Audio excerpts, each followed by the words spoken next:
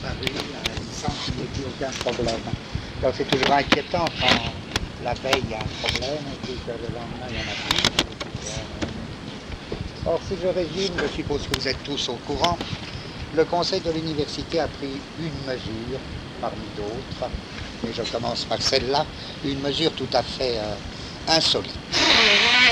En invoquant pour raison ou pour prétexte l'existence d'un trafic de drogue, alors qu'il semble un peu à tout le monde que s'il n'y a jamais eu des problèmes de drogue, notamment à Vincennes, il semble que depuis quelques années, ces problèmes soient de plus en plus secondaires et ont perdu même tout leur caractère aigu.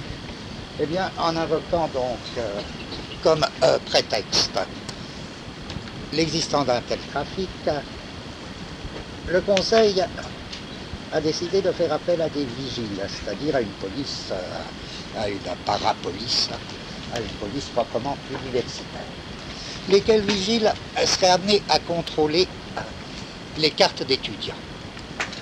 Pire encore, les cartes de professeurs qui devraient apporter des photos.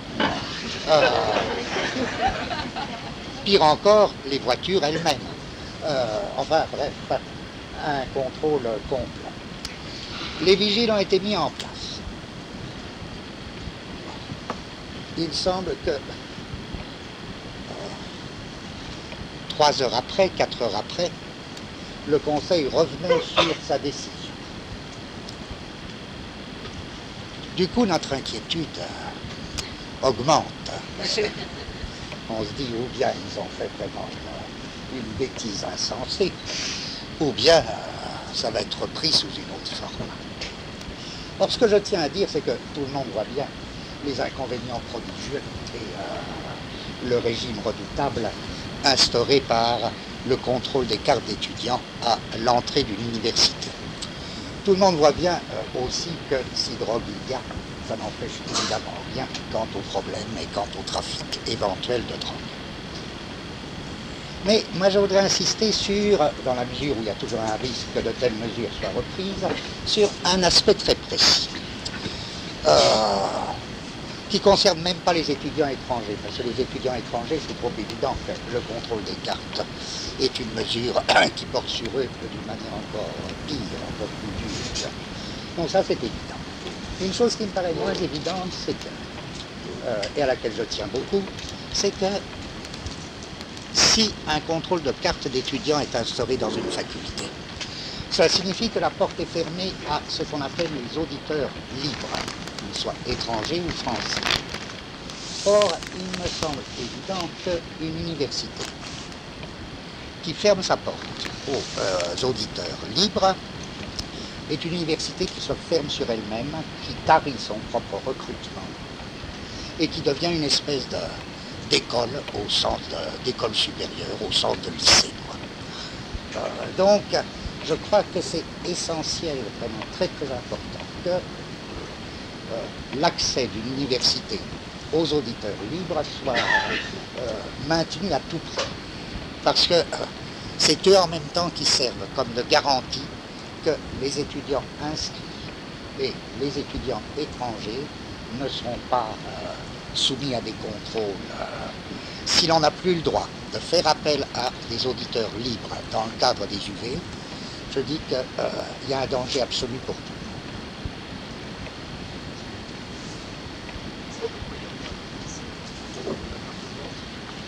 Je lis, parce que ça me paraît la merveille peut-être à utiliser pour l'avenir. Je lis la lettre du président, adressée au personnel enseignant. Je ne trahis aucun secret puisqu'elle se termine par « Vous êtes invité à faire connaître ces mesures aux étudiants ». Ces mesures ont disparu donc. Je lis donc « Un contrôle des cartes d'étudiants aux entrées du campus. Les enseignants, les personnels, les stagiaires de formation permanente, etc. recevront une carte individuelle ou une attestation. » Bien. Ces contrôles seront effectués par des professionnels. Ces contrôles seront effectués par des professionnels. un ou plusieurs enseignants seront présents chaque jour à la loge. Vous voyez, le pauvre type de service, il faut donc qu'il accepte. Ce sera quelqu'un du conseil, puisque un ou plusieurs enseignants seront présents chaque jour à la loge pour examiner les cas particuliers. Entre parenthèses, auditeur libre, visiteur. Alors, moi je me dis ici, je demande là pour... j'ai l'impression que ici, et je ne suis pas le seul, il y a à peu près la moitié d'auditeurs libres. Qui c'est qui reste? Quoi? Je me demande s'il y en a même un qui reste. C'est ça. Ah oui, je ne dis pas du tout que ce soit un cas particulier ici. Mais je suis sûr que nous sommes plus de la moitié en auditeurs libres ici. Alors, évidemment, moi j'imagine rien que ici. Je suppose qu'il y ait 40 auditeurs libres ou 50 auditeurs libres. Vous rêvez, vous voyez quel embouteillage on ferait. C'est le seul type de riposte possible. Si ce contrôle c'était... ça ferait bon. Et alors en même temps, j'ajoute, avant je voudrais votre avis à vous, que restent deux problèmes extrêmement urgents, même si l'on suppose que cette histoire du contrôle a disparu. Moi, j'y crois pas. Parce qu'il y a quelque chose d'évident. Pourquoi tout ça? Je veux dire, on ne peut jamais se dire que les autres sont plus cons que vous. Pourquoi ils se sont mis dans cette situation? Annoncer le contrôle, mettre des affiches partout, et puis en un jour revenir là-dessus. Je dis, c'est évident que certains courants intérieurs à Vincennes même ont un très vif intérêt à la politique suivante. Comme c'est sûr qu'on n'y coupera pas au transfert. Donc l'année prochaine, à la rentrée prochaine. Un certain nombre, même d'enseignants ou d'administrateurs, doivent se dire qu'il faut besoin d'une épreuve de force avant.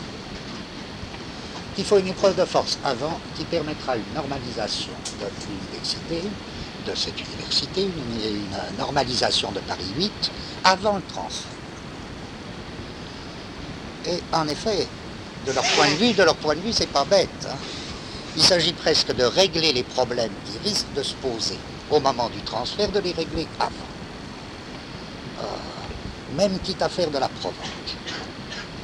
Or, à cet égard, je dis que l'histoire carte d'étudiants était une provocation particulièrement visible, mais que se poursuivent, et le Conseil n'est pas encore revenu, sur deux autres mesures, à savoir l'ouverture de la faculté à la police des stupéfiants, et dans des conditions où là j'ignore, s'il y en a parmi vous qui savent, par exemple, qui dit police, dit port d'armes. Est-ce que ça veut dire qu'il y a des policiers armés qui se baladent? Quels sont leurs pouvoirs au nom de leur enquête sur les stupéfiants? Est-ce qu'ils peuvent arriver dans un cours, renifler s'il y a un petit joint, et interpeller quelqu'un? Quelle est la limite de leur pouvoir? Je ne sais pas, ça n'a jamais été dit à ma connaissance par le Conseil. J'aimerais beaucoup que le Conseil précise. Alors, en somme, il y a des hommes de la police qui se promènent avec des armes et qui ont le pouvoir d'entrer, c'est pas bon. Or, sur ce point, le Conseil n'est pas du tout revenu sur cette ouverture de l'université à la police des stupéfiants.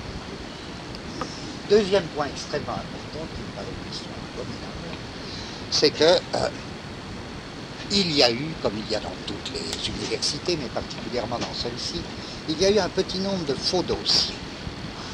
Ces faux dossiers sont liés et viennent d'une chose toute simple, qui est la situation des étudiants étrangers actuellement.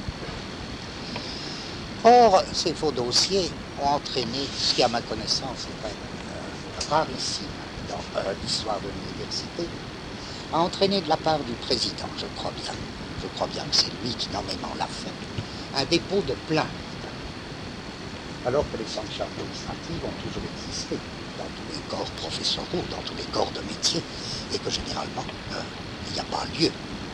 Et il y a une vieille tradition universitaire, je ne dis même pas quelle serait la tradition de Vincennes, c'est la tradition y compris des lycées, etc., que le recteur a certains pouvoirs disciplinaires, etc., on ne porte plainte qu'en cas d'assassinat, enfin...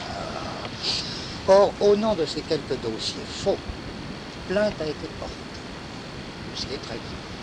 Surtout qu'un de ces dossiers faux, particulièrement grave, donc, comportait une fausse carte de séjour, je crois bien. Si bien que le type contre lequel plainte a été portée est évidemment extrêmement menacé. Or, c'est évidemment inadmissible de la part d'un président d'université de porter plainte pour des, pour des défaillances ou enfin, trouver le mot pour de nature administrative. Alors je dis que de nos trois problèmes, l'un a disparu soudain, merveilleusement, mais de manière incompréhensible. Le Conseil revenant sur cette histoire vigile et contrôle de plainte. Les deux autres problèmes restent. Je ne suis pas sûr que le premier problème ne nous revienne pas dans 10 jours, 15 jours.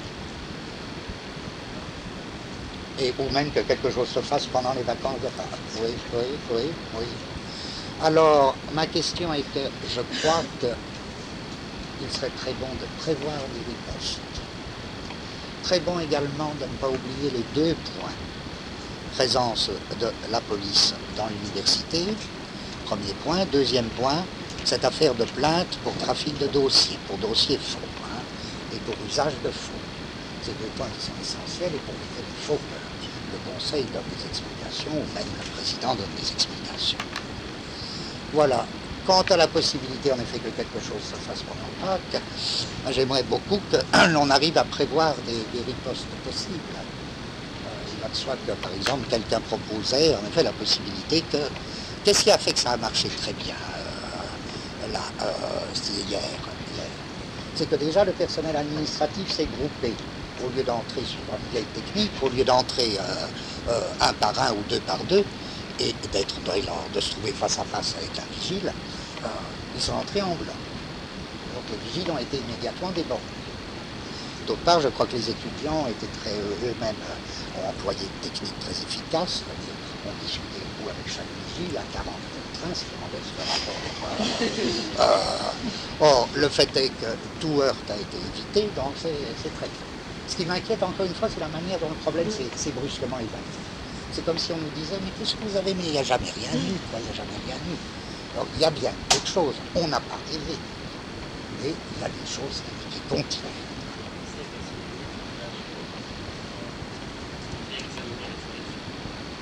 La situation à quel égard?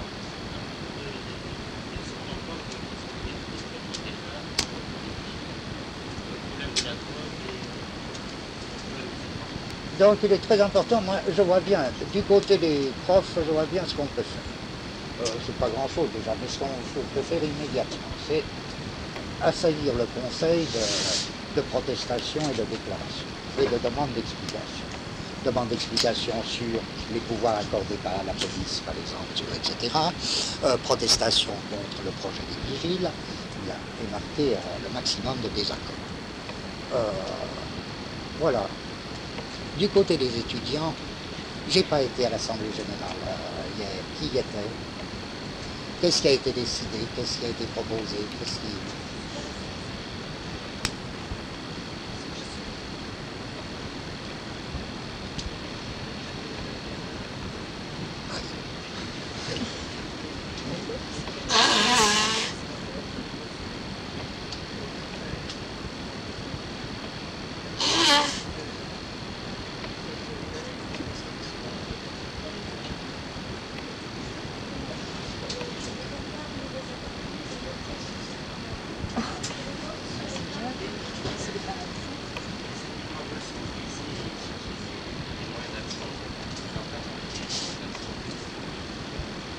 Alors,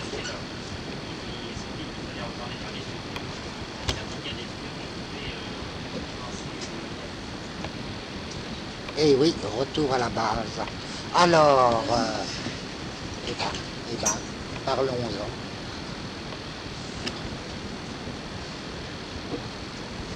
D'ailleurs, peut-être intéressant de jeter un coup d'œil sur la presse communiste ce matin, sur ce qu'il dit sur l'événement d'hier. L'humanité a rejeté tout simplement la responsabilité sur le Berlin, le UTS, C'est vrai? Parce que tout simplement, Ah, c'est lui qui est à l'origine du désordre vincenois à l'heure actuelle. Alors qu'on sait que les décisions prises par Merlin étaient cautionnées par le Conseil à majorité communiste, pour bien se mettre ça dans la tête. C'est curieux quand même. On me faisait remarquer qu'en effet, le PC a une politique actuelle qui est extrêmement simple, qui est résumée par Marchais. Lorsqu'il dit entre la drogue et les Jeux Olympiques, que j'ai choisi les Jeux Olympiques. Mais que, très bizarrement, cette campagne contre la drogue, à un moment, encore une fois, on a tous l'impression que la drogue, on a tous l'impression, soit pour s'en réjouir, soit pour le regretter, que la drogue a cessé justement d'être un problème urgent. Alors, c'est assez curieux qu'il y ait cette campagne qui réunit François, suivant une formule bien éprouvée, qui réunit François et PC. Or, ce qui est très curieux, c'est que cette campagne anti-drogue éclate et couvre à peu près, enfin, je veux dire, il y a l'histoire du lycée, c'est dans la Marne, hein, le lycée où le Parti communiste a lancé sa campagne anti-drogue, c'est à Vitry. Non, Vitry, c'est pas ça. C'est l'air qui a été décidé. Non. Il y a Vincennes, c'est sûrement lié à des histoires aussi de municipalité.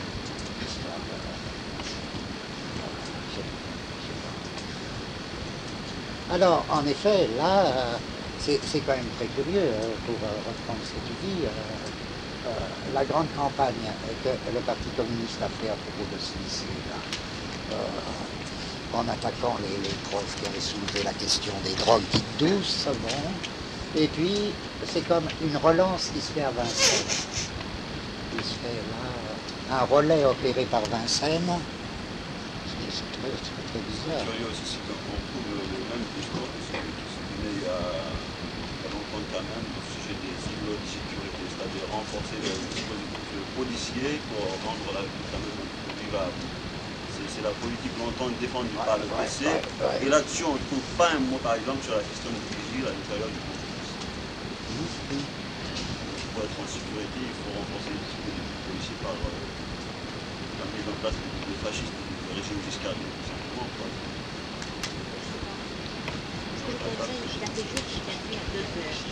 Oui, oui. Oui.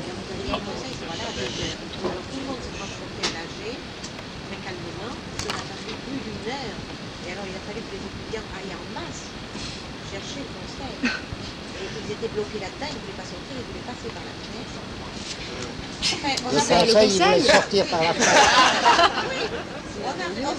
oui, Il n'y a plus de dignité. Du temps du président précédent, qui était Friou. Friou avait une technique bien meilleure. Friou était encerclé par des étudiants, il prenait la tête du cortège et allait se séquestrer lui-même. Je trouve que ça avait plus de souplesse, de diplomatie et de dignité que la fuite par les fenêtres. Vraiment fâcheux.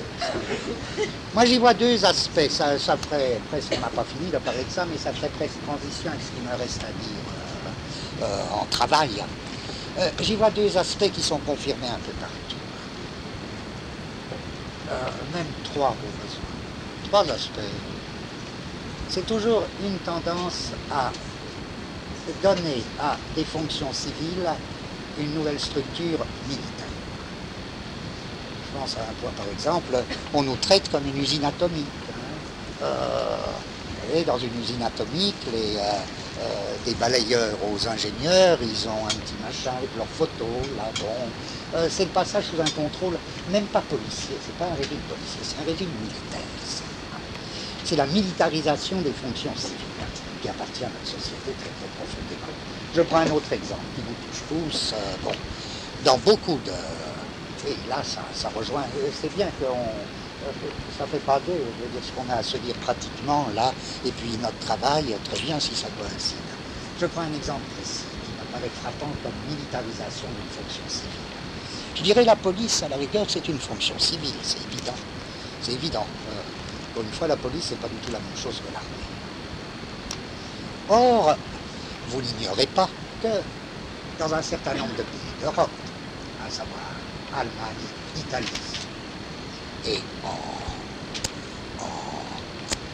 comment dirais-je, je ne trouve pas mon mot, vous voyez, en effort pour les rejoindre en France, plus récemment, il s'est passé ceci, la revendication de la police, sous des formes plus ou moins directes, du droit de tirer à vue. Le droit de tirer à vue, on se dit c'est terrible. Hein. Ça s'est fait sous quelle forme? Ça s'est fait, à ma connaissance, sous 3 formes. Ça s'est fait sous des formes je dirais, la forme forte, les formes fortes et les formes sourdoises.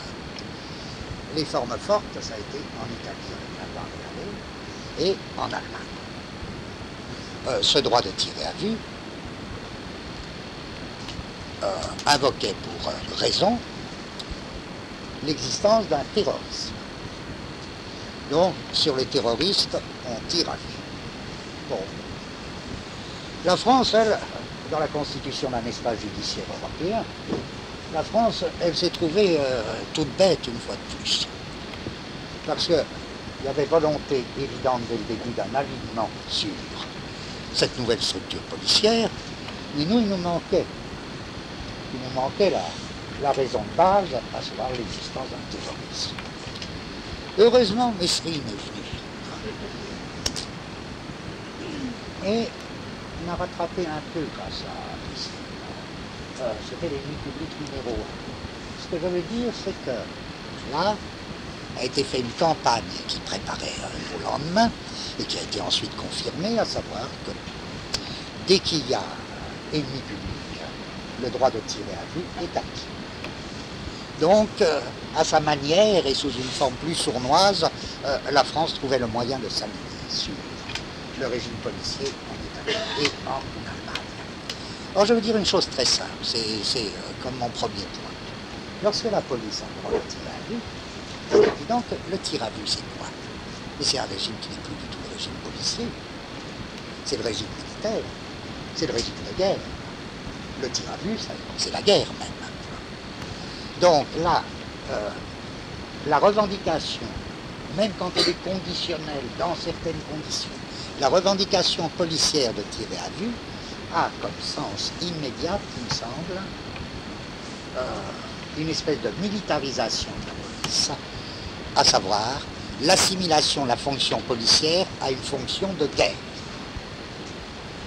Deuxième point, ce qui implique une toute nouvelle catégorie, et ça on le sait tous, une toute nouvelle catégorie d'ennemis.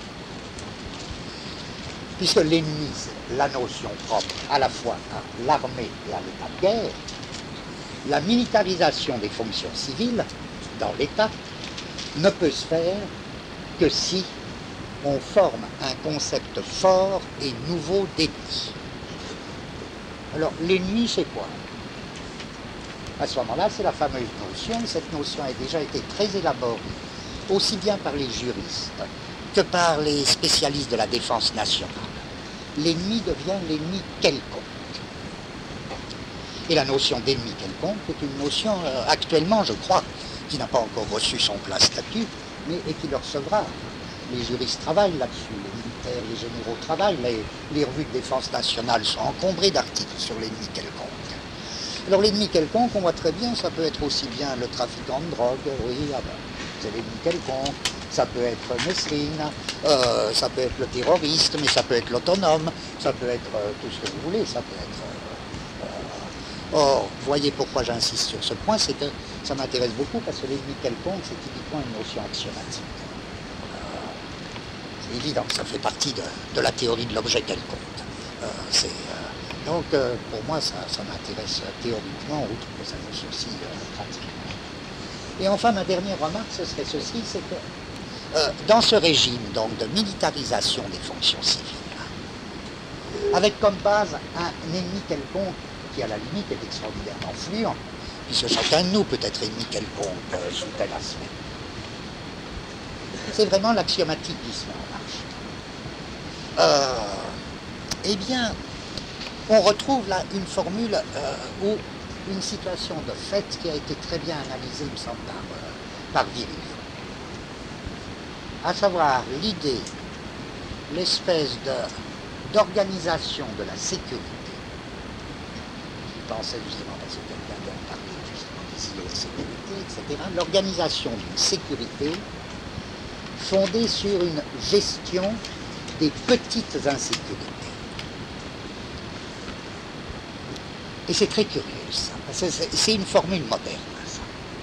La gestion, on pourrait dire la gestion des insécurités moléculaires, qui ne fait qu'un avec l'organisation d'une sécurité. Alors, c'est très curieux, je veux dire, si vous prenez le spectacle d'une ville actuellement,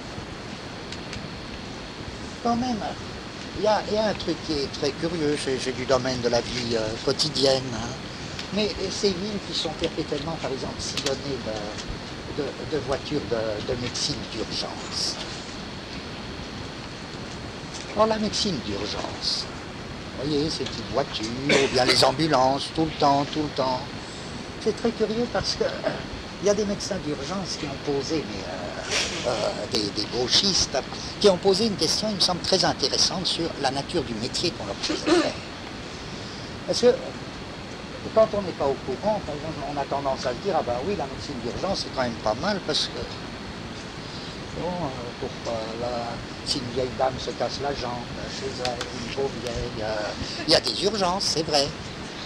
Mais les médecins d'urgence disent eux-mêmes que ce sont des cas extraordinairement rares. Que les urgences, ils ont par exemple, s'ils font 20 cas ou 30 cas, je ne sais pas, ils ont 2 urgences, quoi. La vieille au col de fée du fémur, c'est rare, quoi. Ce qui arrive, c'est quelqu'un qui a un rhume, oui.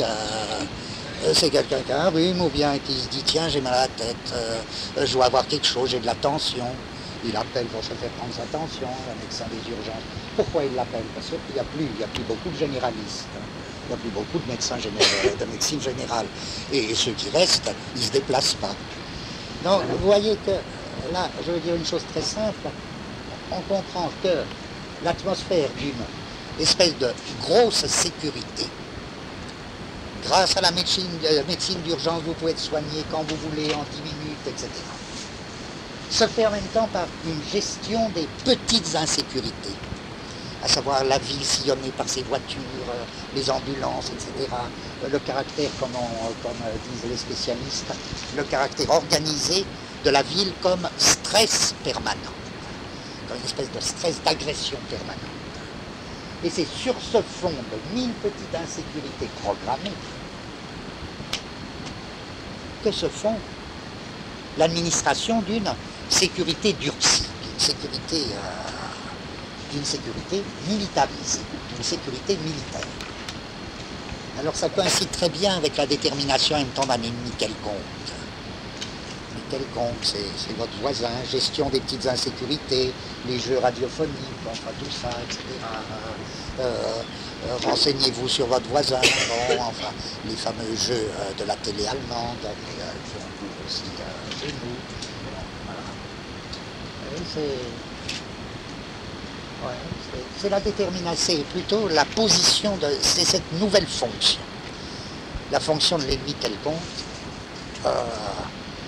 qui accompagne, qui sert de corrélat à la militarisation des fonctions civiles, d'une part, et d'autre part, à l'espèce de sécurité militaire qui sort de la gestion des petites insécurités.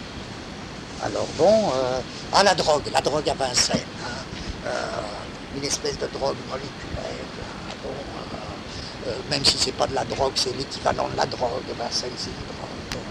Et puis là, une espèce de sécurisation, le président dit, ah ben oui, ah ben, vous voyez, la sécurité, ça va être la brigade des stupes. Bon, voilà.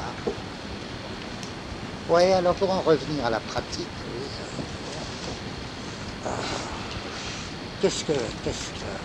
est-ce qu'il y a une date du prochain conseil?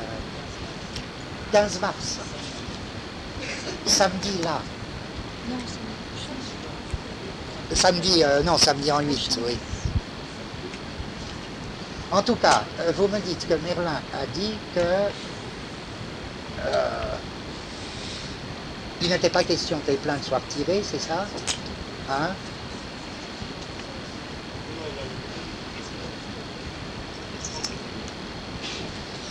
Sur la brigade, sur la présence de la brigade dans l'université. Ah bon? Quoi?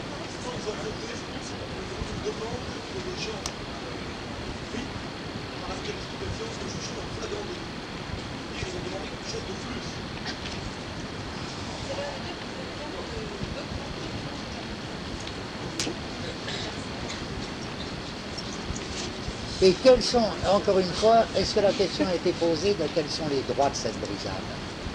Je veux dire, est-ce qu'elle a le droit d'intervenir dans les UG? Normalement, si c'est le flagrant délit, ils peuvent entrer ici et... Non, ça c'est autre chose. Ma question, c'est est-ce qu'ils en ont le droit?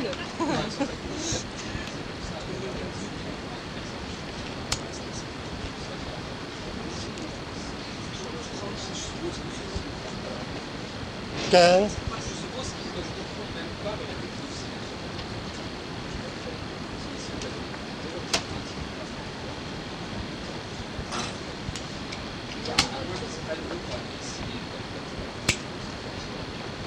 Oui, mais c'est peut-être une mesure d'autre chose. Si, parce que je serais bien d'accord avec toi pour dire que leur intérêt, ils doivent s'en foutre complètement de ça. Mais si on leur dit de faire telle chose, ils le feront.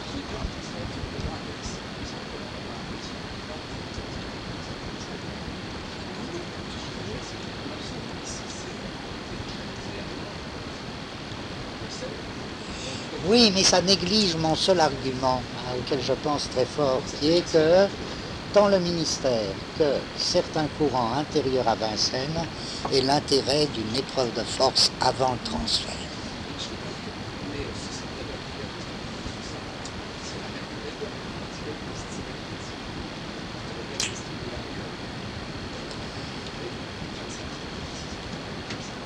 Certes non, mais le Parti communiste, d'accord.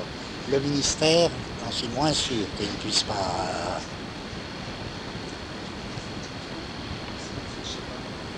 Toi, tu as confiance.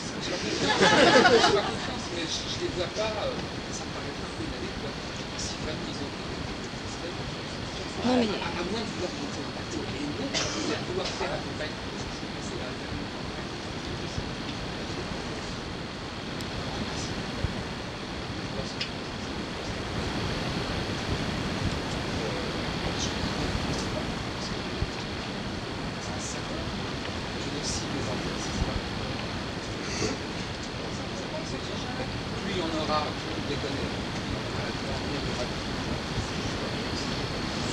Moi, je ne vois qu'une chose, en effet. Comme Harry Potter, par exemple, je reviens à l'histoire des vigiles.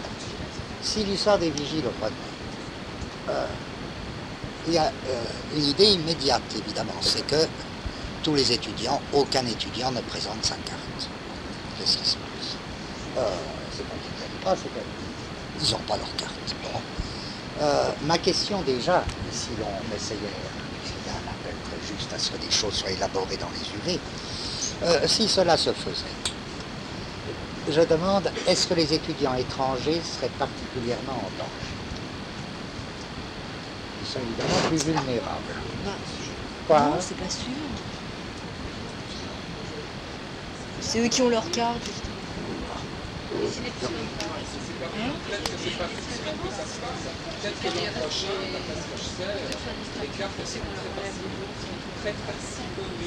Évidemment. Mais moi, il me semble que dans une affaire comme ça, c'est un précédent. C'est regardez. Je pourrais de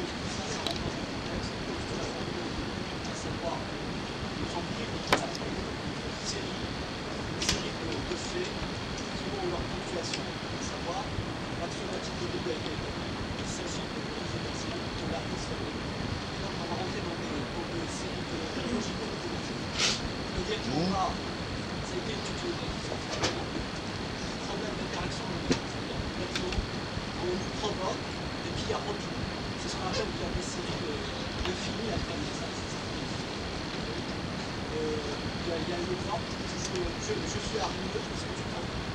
Et je prends tout parce que tu arrives. Et donc, on va être amené à ça justement. Parce que petit gentil, il y a des séquences de faits qui vont être ponctuées. Et donc, Moi, je pense qu'il y a quand même une Attends, chose. il n'a pas fini. Ah bon? Je crois qu'il n'a pas fini. il y a un plan de niveau besoin qui a été fait. Cette réaction a été prévue par des gens qui ont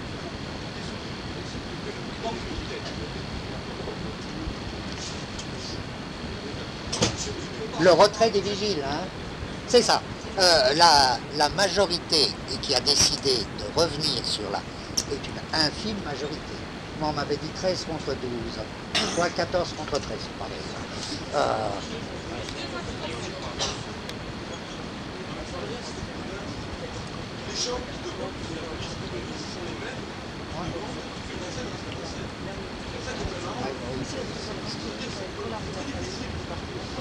Parce que M.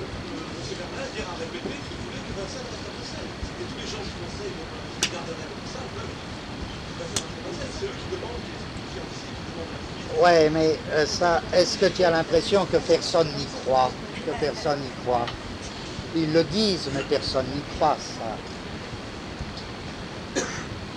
Ouais, et si je reviens, quoi?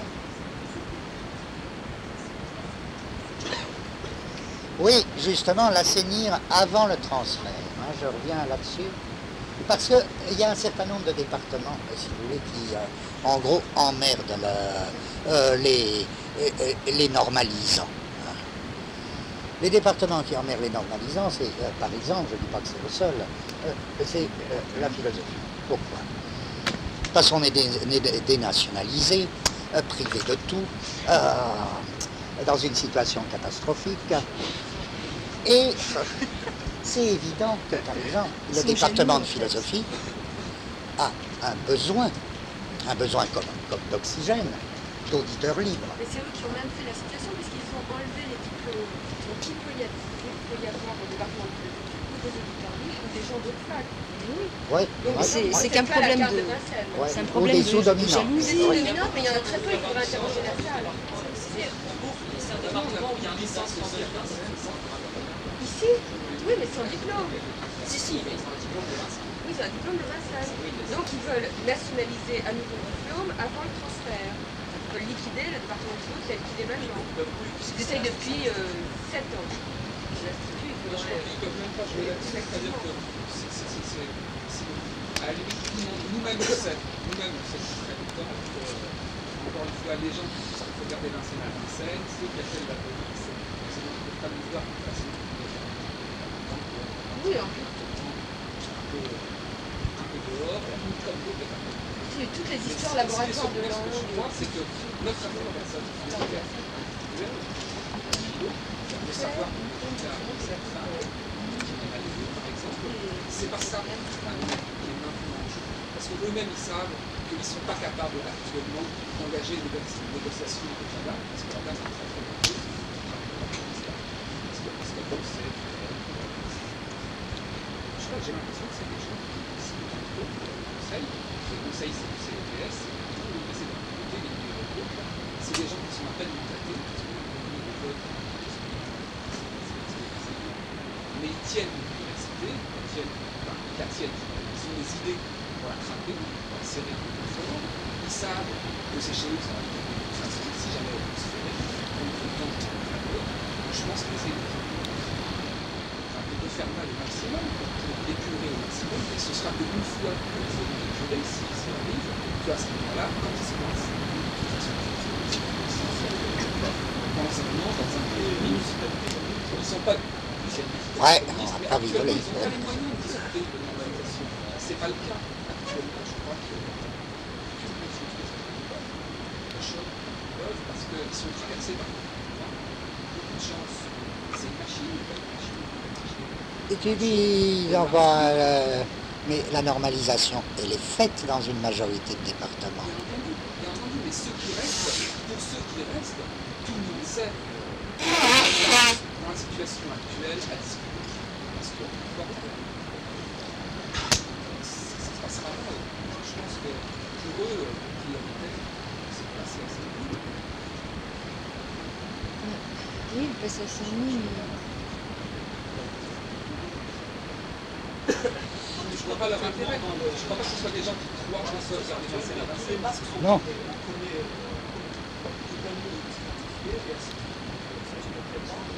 Ce qu'ils préparent, essayer de... Ça d'accord, et on est toujours surpris. On se dit, ah ben ça, j'avais pas pensé à ça. Donc qu'est-ce qu'ils préparent maintenant? C'est pas eux qui préparent ce soir. Il faut être juste dans ce sens. Saint-Denis, c'est un local spécifique.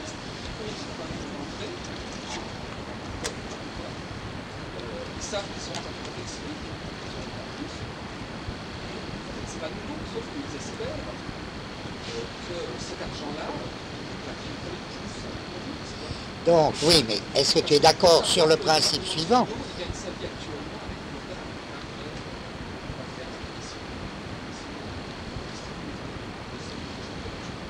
alors ça, je crois que c'est ça.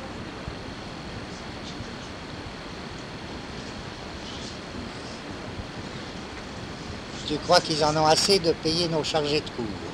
C'est sûr, c'est sûr, c'est sûr. C'est qu'ils se disent que eux, c'est la même. On peut aller à Saint-Denis. Aller à Saint-Denis quand on ne veut pas aller à Saint-Denis, c'est une bonne place.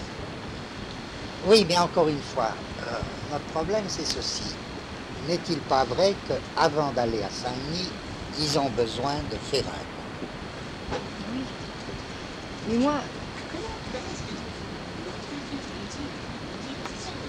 Ils ont dit qu'ils allaient fermer la fac. Oui, oui, oui. Le coup est fait. Il y en a qui disent le coup est fait.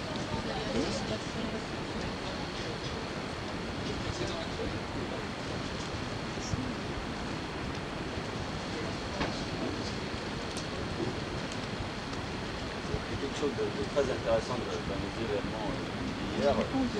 Pour la première fois, l'illusion longtemps entretenue à savoir qu'il y a comme ça une espèce d'alliance entre les Vincennois qui fait que nous opposons tous contre le ministre. Son invité est complètement tombé. Maintenant, la contradiction est apparente entre le Conseil et les intérêts tout simplement des étudiants. La preuve de force, d'après si vous voulez, le Conseil hier est la meilleure. mais moi, il y a quelque chose qui me fait penser que finalement, les éditeurs libres sont beaucoup plus menacés que même les étudiants étrangers. Parce qu'en fait, dans la logique communiste, Ah si, ça oui, non mais les non-bacheliers aussi. Non mais ce que je veux dire, c'est que dans la logique communiste du travail, enfin prenons le travail sans penser à la fac, je veux dire que quelqu'un qui viendrait dans un endroit, enfin dans un bureau ou dans une usine comme travailleur libre, c'est-à-dire qui ne voudrait pas être payé, je veux dire qu'un communiste, c'est vraiment la chose qu'il ne supporterait pas, parce que justement, il sait par excellence ce que c'est que le travail. Je veux dire, il ne fait que parler du monde du travail. Et donc, si on reprend la même situation par rapport aux étudiants, c'est sûr que, comme disait Gilles tout à l'heure, à partir du moment où il reste des étudiants libres, il peut rester et des étudiants et des étudiants étrangers et des étudiants non bacheliers. Ça, c'est évident. Mais tant qu'il n'y a plus d'auditeurs libres, je veux dire que, alors là, il n'y a vraiment plus rien. Je veux dire, le reste disparaît en même temps. Oui, c'est ça. Bah, évidemment. Bah, ils sont jaloux parce qu'ici, il n'y a que ça, évidemment. Ils sont... Donc,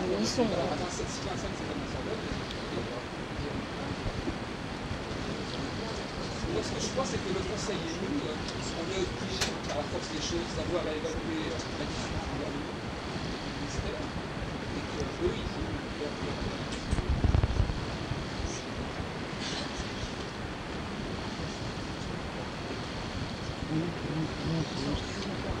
Quoi?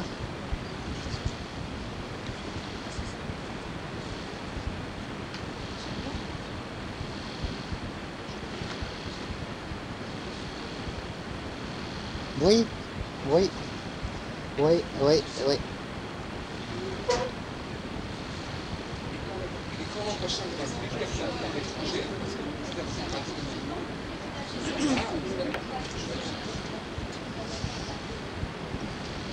Je crois que enfin j'en suis pas sûr, qu'une crainte possible, une de leurs craintes possibles serait que les conditions du transfert seront évidemment catastrophiques.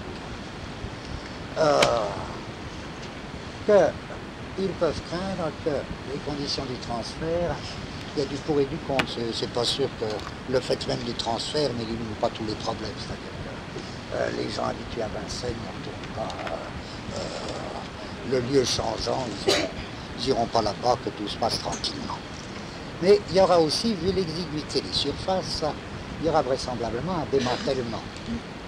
C'est-à-dire qu'il y aura des départements qui seront regroupés, par exemple les départements pas normalisés, seront probablement mis dans des espèces de sous-ghettos. On peut penser que les conditions du transfert ranimeraient des forces de protestation, même de la part d'étudiants actuellement normalisés, relanceraient une espèce de truc. D'où, et je présente ça comme une pure hypothèse, hein, je ne suis pas du tout sûr que à chaque fois que je prévois quelque chose, je me trompe. Alors je dis, moi j'ai le sentiment qu'ils cherchent quelque chose avant. Je ne suis pas sûr. Si tu me dis non, pourquoi je ne suis pas sûr. Oui. Moi j'ai l'impression qu'il y a une cherche d'un coup de force avant. Quoi hein? Ça va être sévère. Il paraît qu'il y a des tirs qui se sont arrêtés en Italie. Des musiciens de moi, parce qu'ils avaient un coup de suite. Et ils ont téléphoné au consulat de France.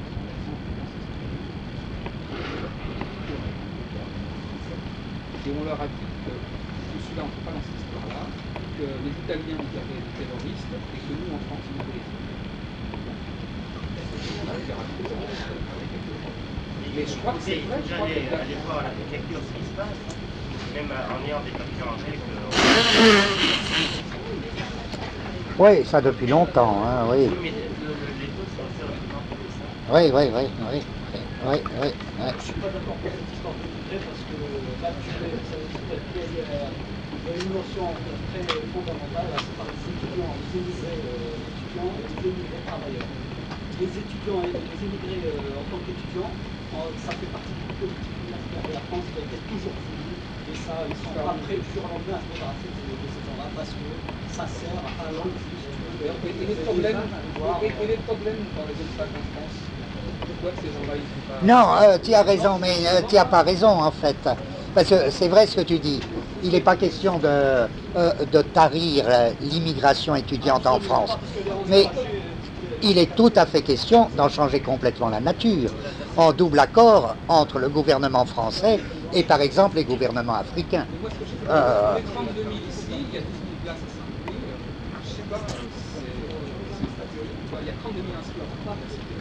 Il faudrait voir le problème des préinscriptions. Par le conseil, Les préinscriptions, il faudrait que les gars aient leur dossier de leur pays respectif. C'est l'administration du pays duquel tu sors qui te donne le dossier, qui te donne l'autorisation d'aller s'asseoir.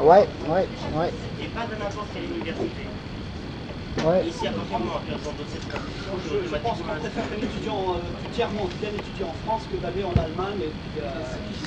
À mon avis, tu négliges un point très important. C'est que ce que tu dis n'est vrai que très généralement. Parce que ce qui se passe actuellement, c'est que le recrutement des étudiants étrangers en France, par exemple des étudiants africains, tend à changer. À savoir, seront autorisés à suivre des études en France, au besoin le même nombre, mais un nombre garanti et où chaque spécimen sera garanti par le gouvernement d'origine. Il y a une autre chose, quand on demande aux Pakistanais ou aux Indiens, ils parlent le français, dès le départ ils sont éliminés dans les pays d'Asie où on ne parle pas le français. Quand on va à l'ambassade pour demander un visa, et on vous demande si vous parlez français, si vous ne parlez pas français, ben vous ne pouvez pas... Oui, c'est ça, justement. Oui. Bah tu sais, 2 ans, c'est tout récent, hein. C'est pas vieux. Ouais. Moi, je vois, si l'histoire, je reviens à l'histoire des vigiles, hein, si l'histoire des vigiles se reproduisait, Ah, je vois, alors c'est à vous de dire ce que vous pensez. Je verrais comme riposte immédiate, je ne dis pas à longue portée. Comme riposte immédiate, 3 choses comme simultanées. Maintenir cette vieille technique du groupement. Par exemple par UV. Ceux qui suivent cette UV, eh ben, on se retrouve tous, donc ça fait par exemple, mettons, entre 50 et 100 personnes. Et on arrive en bloc.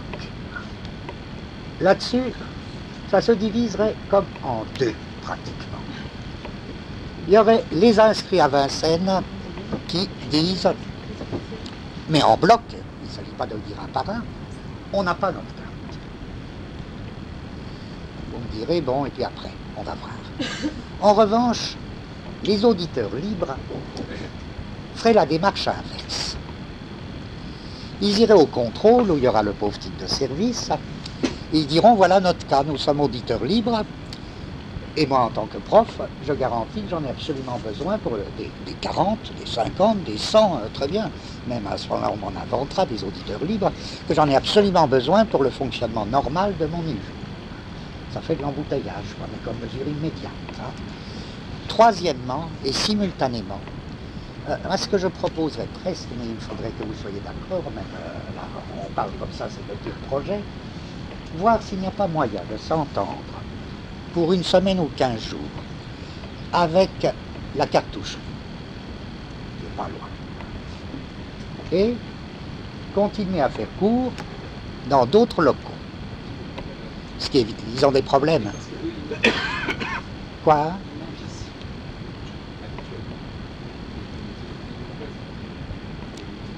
Ben c'est bien, alors ils nous laisseraient des granges. Hein? Et on irait travailler là-bas. Bon, ça ferait une espèce de situation de force, où on serait dans une espèce d'illégalité, puisque il est tout à fait interdit de faire cours ailleurs que dans les locaux de l'université, mais notre argument serait qu'on nous a retiré les conditions d'exercice de cours normaux dans l'université. Alors, je vois, encore une fois, c'est pas du tout ça à longue portée, c'est à portée immédiate. On peut faire ça, on peut tenir 15 jours sur ce mode. Moi, je trouve que c'est très important parce que justement, ça permet de faire une ouverture dans la logique dans laquelle nous nous enfermer. Ouais, ouais. Action, réaction, en réalité, là, on entre en... Ouais. Ils veulent fermer l'université. Parce que moi, je trouve que... Ils aimeraient assez la fermer. Oui, mais hier, on avait Il y a fait des choses qui sont bizarres. Moi, je pense que c'était trop facile à l'histoire d'hier. Normalement, ça... Moi aussi. Ah ben j'ai le même sentiment que toi. Je trouve ça très louche. Ça. Je pense qu'il faut enlever les vigiles pour les ramener dans 15 jours, qu'il y ait une épreuve de force.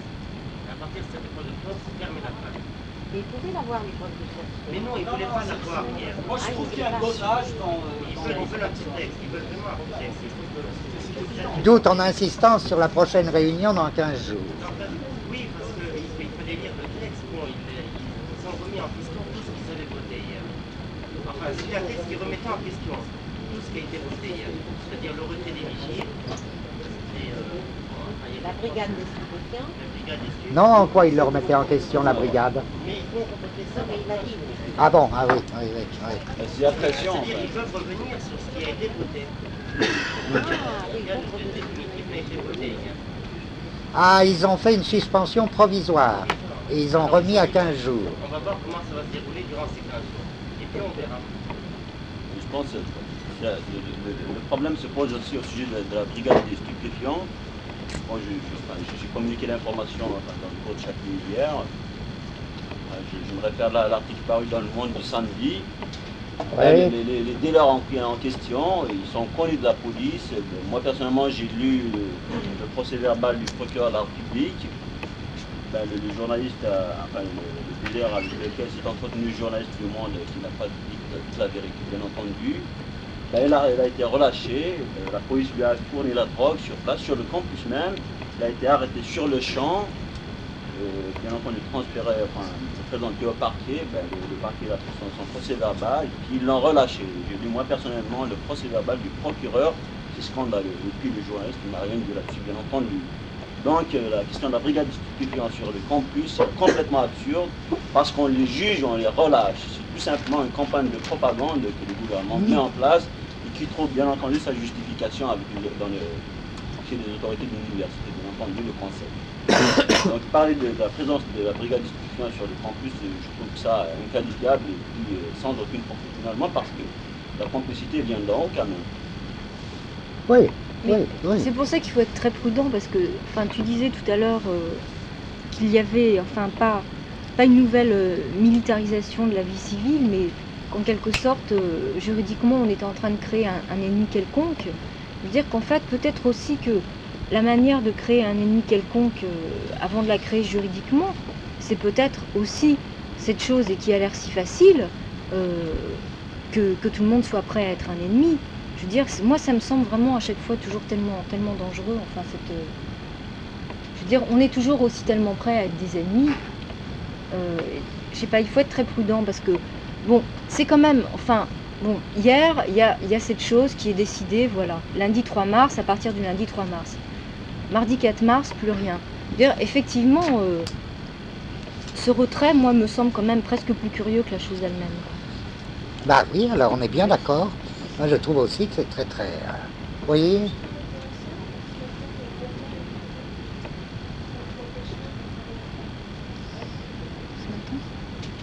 Quand est-ce qu'il a dit ça ?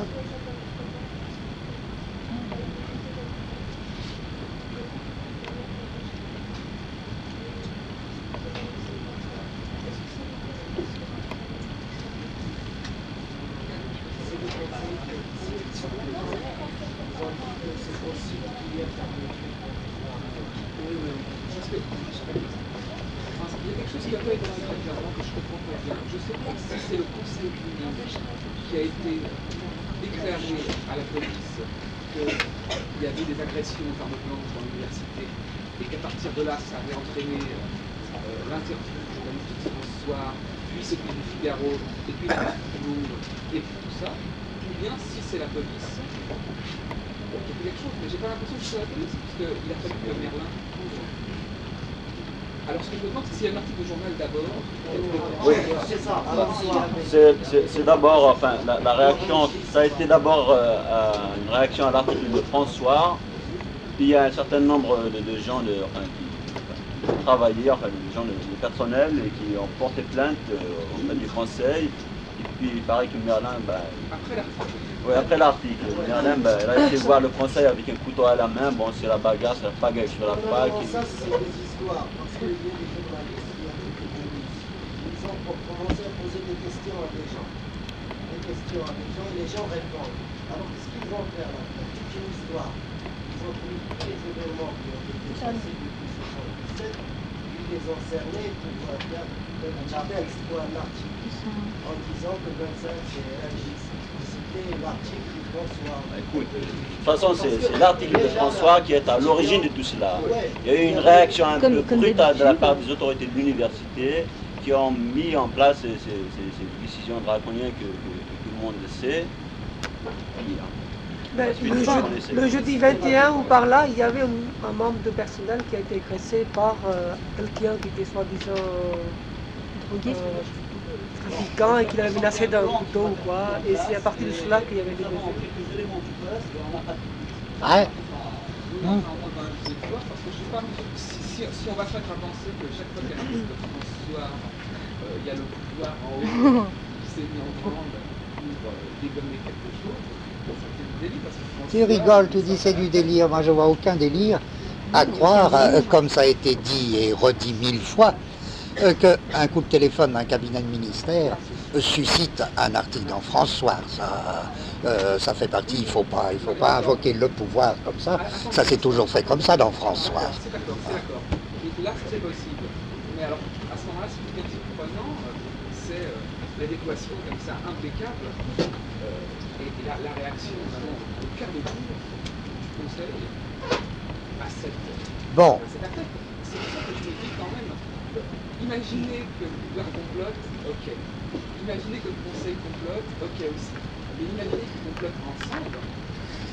Et non, parce qu'il y a autre chose. On peut imaginer une quatrième chose dont tu ne tiens pas compte, c'est qu'ils se trouvent réunis dans des buts extrêmement différents. Par exemple, c'était déjà frappant en 1977 qu'il y avait évidemment, au moment de la campagne, qui parlait d'un trafic énorme de drogue à Vincennes, il y avait deux politiques possibles. Il y avait la politique du Conseil et du Président disant, et même en rajoutant, disant « Oui, oui, c'est effarant et vous savez même pas tout », ce qui était quand même une réaction très curieuse de la part d'autorités universitaires. Vraiment, ils en rajoutaient. Ou bien il y avait l'autre politique consistant à dire « Vous faites chier, il n'y en a pas plus qu'à Sancier, il n'y en a pas plus qu'ailleurs. Enfin, il ne faut pas jamais dénoncer les voisins, mais enfin, c'est pas, ça se voit peut-être plus parce que, mais enfin, bon. Or, déjà à ce moment-là, on a vu une espèce de bizarre conjonction des autorités universitaires, souvent de gauche, avec les soucis du ministère pour lancer cette campagne. Il n'y a pas doute qu'ils ont des buts différents. Par exemple, que lorsque Marchais dit l'ennemi c'est la drogue, il n'a pas exactement les mêmes buts que la brigade des stupéfiants. Je suis comme toi, moi je préfère les buts de la brigade des stupéfiants, qui me paraissent moins... s'ils se rencontrent, ça ne veut pas dire qu'ils ont les mêmes buts.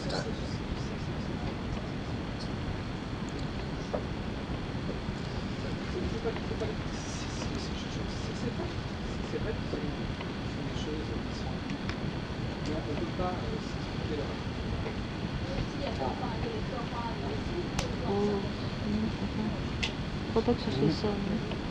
Mais c'est curieux parce qu'en même temps que pour nous la drogue, je veux dire, bon, il y en a presque plus, ça n'existe plus, disons. Mais en même temps, c'est justement, enfin, un événement.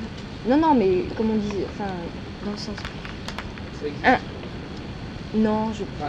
Bon, si tu veux, un événement, ça fait un certain moment un bruit très fort, et puis après il y a des retombées. Les retombées, c'est tout le temps du silence. Et puis après le silence, je veux dire, parfois on commence à en parler.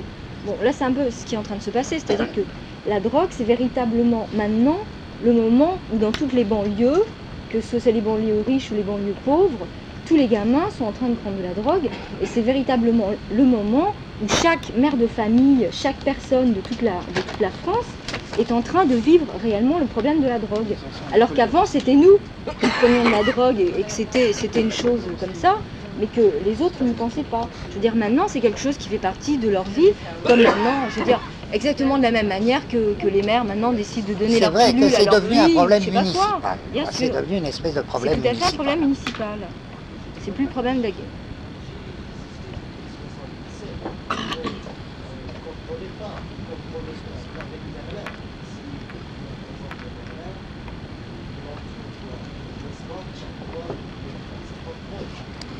Est-ce que c'est, je ne sais pas, est-ce que tu sais, toi, est-ce que c'était des vigiles du rectorat? C'est ça, c'est très différent, hein, très différent. Embauché au niveau de...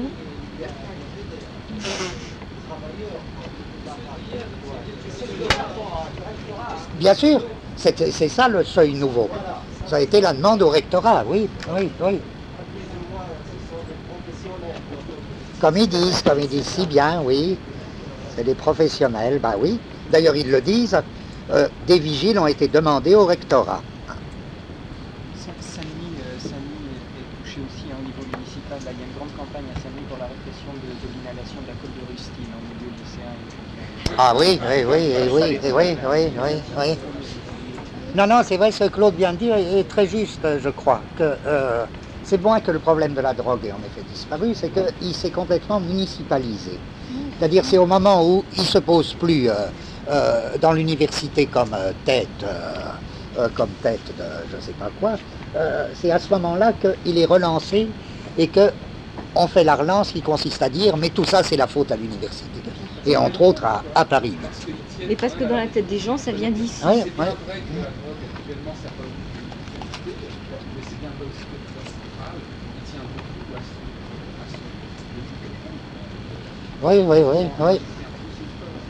C'est-à-dire que les municipalités... C'est pas vraiment notre problème, c'est aussi la discuter de drogue avec Merlin. C'est pas notre problème, mais ça nous aide à comprendre dans notre bouillie. Parce que les municipalités...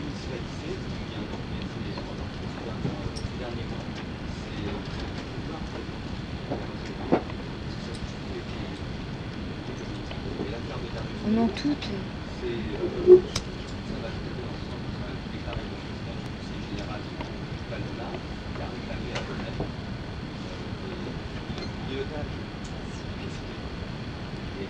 c'était une réponse, pas pour déclencher le problème. Ouais, Une réponse à un discours d'Arcan sur la trace. ouais, ouais, ouais. Que je sais que c'est un lien au terme de la guerre.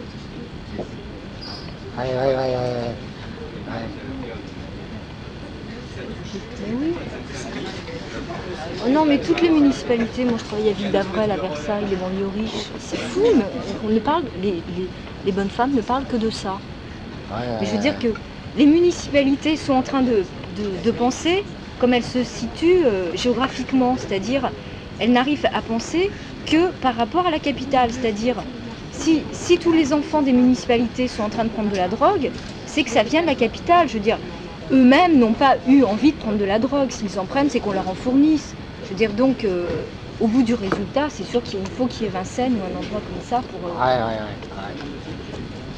Enfin, je sais que dans toutes les municipalités, les gens sont tout à fait d'accord pour que les flics soient à Vincennes. Ouais. Alors, est-ce que vous voyez d'autres choses, encore une fois, à très court terme, si l'histoire des vigiles reprend, qui est la plus visible, qui est peut-être pas même la plus importante, mais qui est la plus visible. Si cette histoire des vigiles a été relancée par le Conseil, est-ce que, en gros, vous seriez d'accord, est-ce que vous voyez d'autres choses que les trois toutes petites ripostes immédiates que je vous propose? Mais comment on fait pratiquement? On se reconnaît devant la porte d'entrée? Évidemment, on se retrouve avant la... J'ai l'impression que le coup a bien marché. Effectivement, parce que les autres sont normalisés, et donc c'est à nous de prendre l'initiative. Je crois que s'il y a une mobilisation, il n'y aura pas de vigile. La mobilisation, c'est maintenant à cause de la recherche. On ne peut pas attendre 2 jours où Merlin va décider d'amener les vigiles. Alors, sous quelle forme? Que faire avant? Oui, que faire avant? Sauf protestation, conseil, etc. Oui. Moi, je pense que le coup a très bien marché, effectivement, parce que, ils ont dit, on va mettre des vigiles, ils ont mis dessus. Bon, et puis ça y est, on ne voit plus rien. Mais on voit bien que maintenant, il n'y en a plus rien. C'est des vigiles entre le problème officiel et communautaire. Parce que si on attrape des stupéfiants officieusement, on peut toujours le dénoncer. Donc quand ils sont là, quand la police est là, et que c'est autorisé, là on est quand même devant un problème. Et on ne le voit même plus parce qu'on a l'impression d'avoir gagné. Ouais. Même des vigiles qui vont revenir. Non, on a gagné. C'est pas c'est important. S'ils reviennent, c'est important. Mais le problème, c'est qu'il y a la police. Donc, spectacle.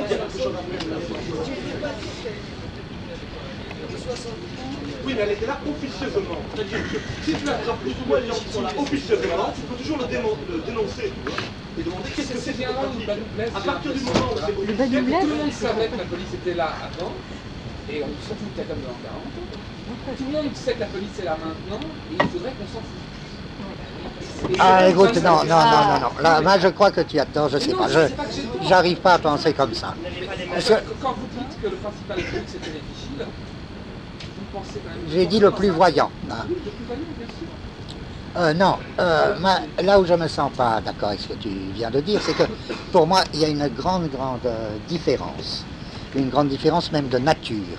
Entre un État, on ne peut pas dire simplement, ah ben oui, il y a des flics, il y en a toujours eu depuis 68. C'est vrai, mais ce qui compte, c'est pas du tout la même chose que l'état d'indicateurs qui traînent dans la faculté, qui renseignent la police, ou même de policiers qui sont là à titre officieux, ou bien cette espèce d'officialisation de la présence d'une brigade spécialisée agissant en qualité, et à qui l'université est ouverte. Ça, c'est quand même un fait nouveau. Alors, autant je vois vaguement des petites choses même à faire immédiatement si l'histoire des vigiles est ramenée au premier plan. Que faire quant à cette question de la brigade, qui est une toute autre question? Et si c'était une provocation pour arriver à...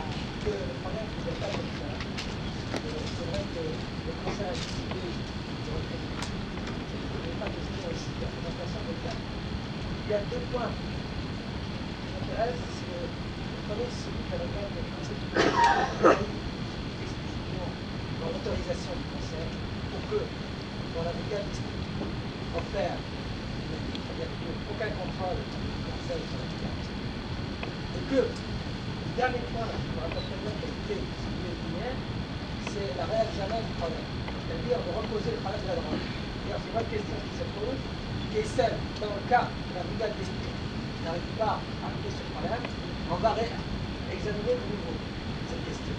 C'est-à-dire qu'il je crois, logiquement, on va mettre en place, c'est-à-dire les mesures qu'on a prises précédemment.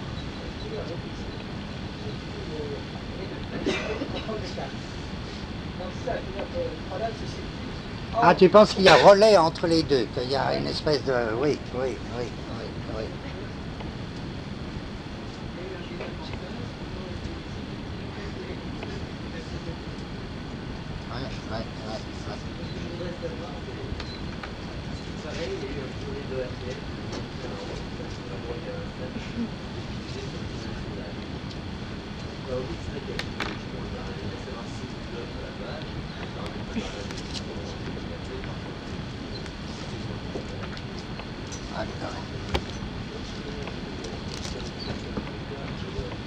Quoi, j'entends pas.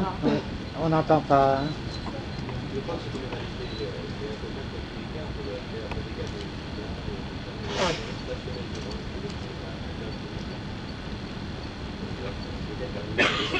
C'est bien qu'ils viennent à Vincennes.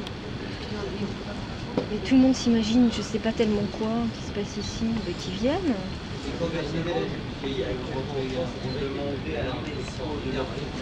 Ah oui, non, c'est fou. On parle que de ça.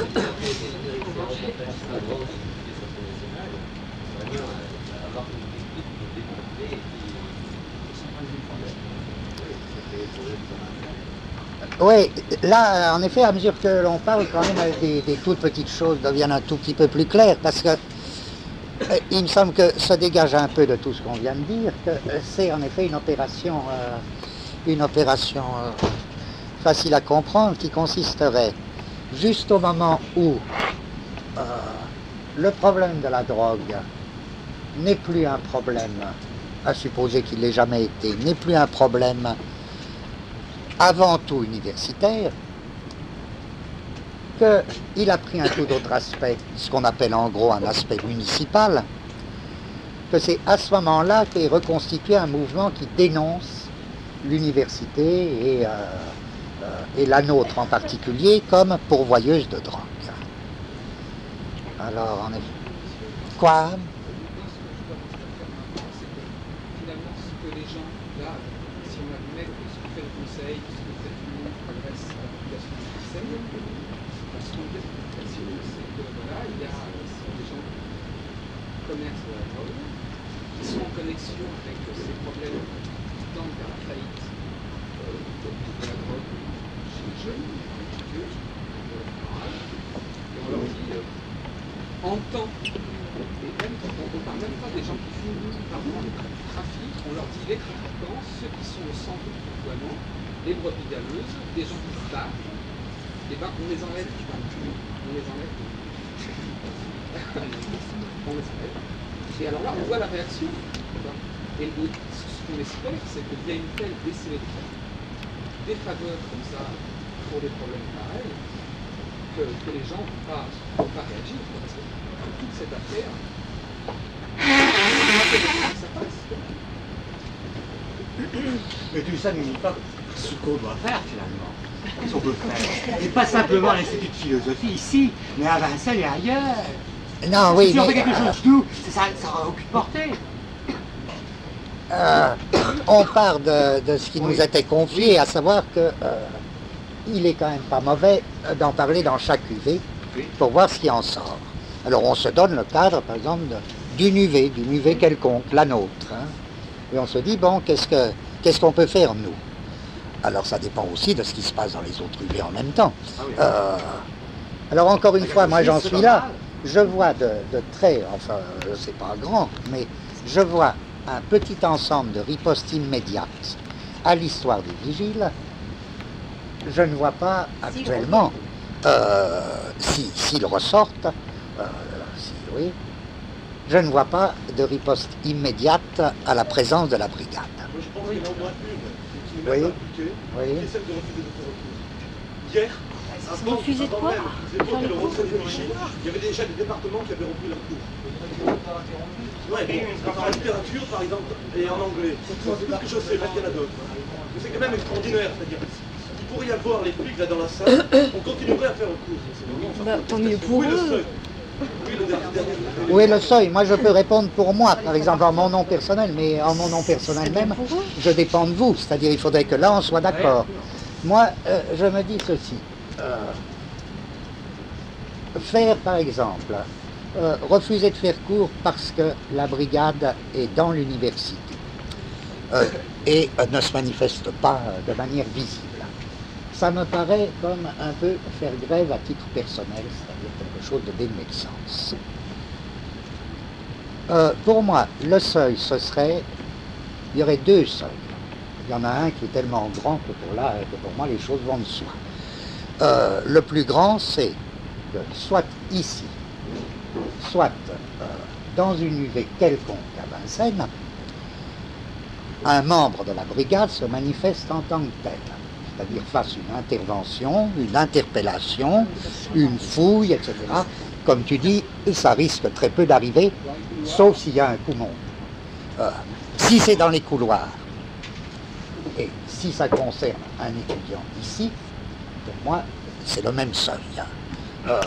Si ça concerne un étudiant d'une autre UV, ça dépend plus de vous, là, ça dépend plus de l'ensemble. Mais je crois que ce serait également le même seuil insupportable. Donc, à cet égard, j'attends presque, pour moi, la définition du moment où j'estimerais ne pas avoir les conditions possibles de faire cours, c'est qu'il y ait une intervention dans une UV ou à la sortie d'une UV. Alors évidemment, qu'est-ce que le problème reste entier que tu poses?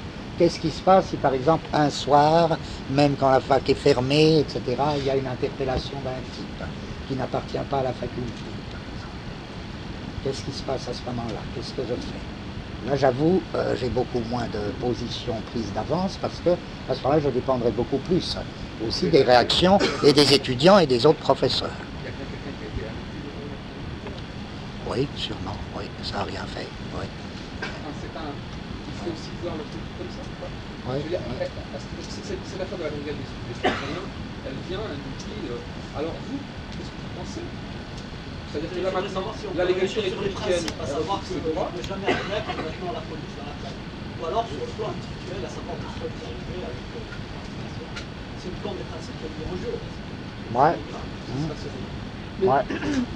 C'est pas seulement le plan des principes, c'est aussi, encore une fois, la question que faire. Parce qu'encore une fois, dire, dans ces conditions, je ne fais pas cours, c'est comme si moi tout seul, je disais, je vais faire grève. Ça me paraît... c'est quand même très différent de s'il y a interpellation quelconque d'un étudiant au moment où fonctionne soit tel UV, soit des UV en général, où là, ça me paraît un autre seuil, quoi. Alors, autant dans le second cas, j'ai aucun problème. Dans le premier cas, ça me paraît plus compliqué parce qu'il me semble qu'on dépend forcément plus d'un mouvement général. Les premières attitudes à avoir, c'est d'abord de façon sans complexe, parce que le problème est très complexe. Il ne peut pas être quelqu'un dans de la farce vis-à-vis des masses médias et ainsi de suite. Parce que là, on est... C'est possible. Et la meilleure réaction, c'est de réagir d'une façon sans complexe. S'il y a les vigiles, on s'en va ailleurs faire les courses, dans la nature, pour essayer déjà de montrer aux gens qu'avant tout, nous sommes là. Oui, ça a un avantage, ça fait cours ailleurs, à mon avis, ça a un avantage, puisque à ce moment-là, ce n'est pas une position où je fais grève. Oui. On est là pour continuer. Ça répond aux vigiles, ça. Oui, non. Les vigiles, c'est une affaire bien de chez nous, c'est-à-dire que c'est universitaire, il se trouve bien dans la cité universitaire. Alors on se dit, quand même, à Vincennes, c'est un précédent, on n'a jamais eu de vigile, pourquoi c'est plus vigile et on est 5, et ça va très bien. C'est peut-être même pas... Là, c'est vraiment, c'est plus la non, c'est même pas... À quoi ils répondent? Qu'est-ce qui se passe? C'est que leur impact n'est pas le même. Ah bah je suis bien d'accord, c'est pour ça que je demande. Oui. Hier, avant le grand amphi, il y avait 1500 personnes qui paraissent. Aujourd'hui, il n'y a pas 1500 personnes, personne n'est venu voir. Oui, ça a disparu, c'est très curieux ce truc, et puis tout disparaît.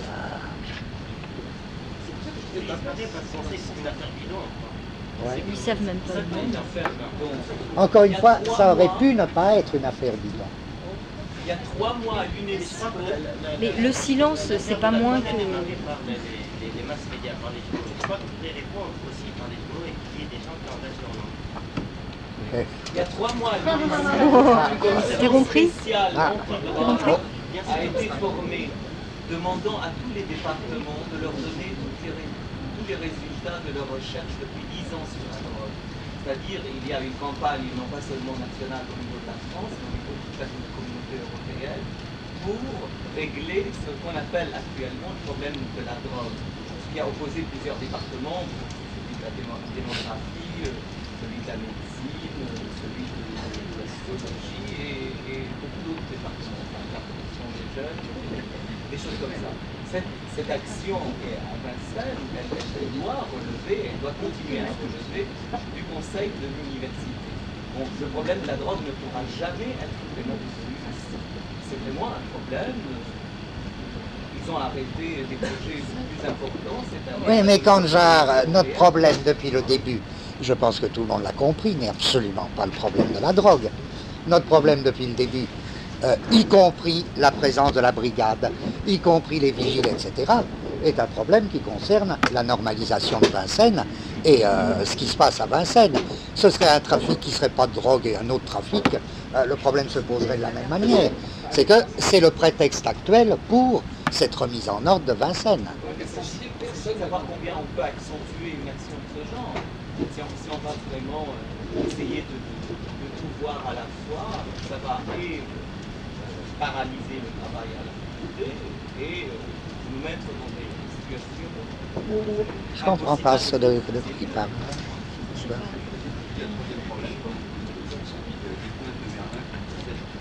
Eh oui, eh oui, eh oui, eh oui.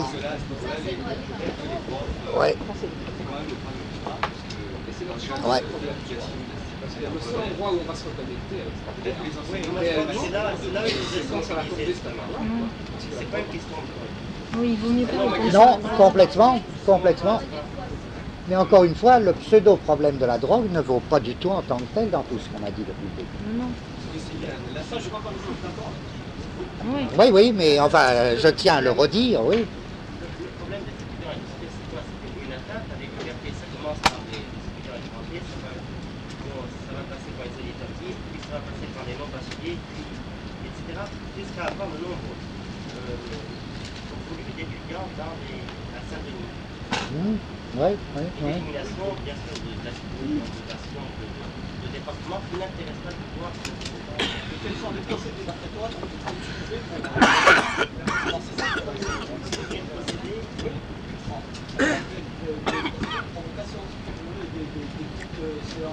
plus de la provocation. C'est fini tout ça, la provocation, ils l'ont dépassé. Maintenant, ils passent à l'action.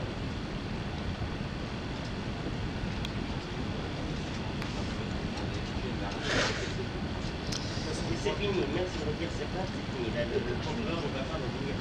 Il y a le fou, il sache le fou, c'est un... Non, mais ça c'est autre chose. D'accord, ça n'en serait pas moins quelque chose de très très important si le président retirait sa plainte. Ça ne sauverait sans doute pas les types, ça va de soi, mais ne serait-ce que pour l'avenir, ce serait un gain très très très important.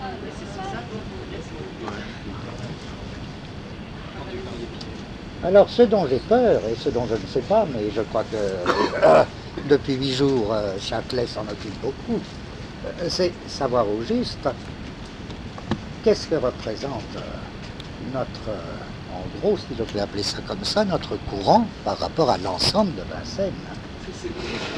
Je crois, et j'aurais voulu savoir, il n'y a personne qui fasse de l'histoire ici. Je crois que le département d'histoire a produit des textes de protestation. Personne n'est au courant des textes du département d'histoire.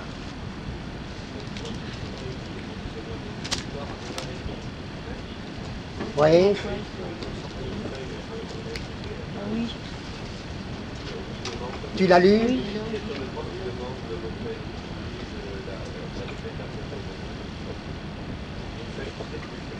Ouais.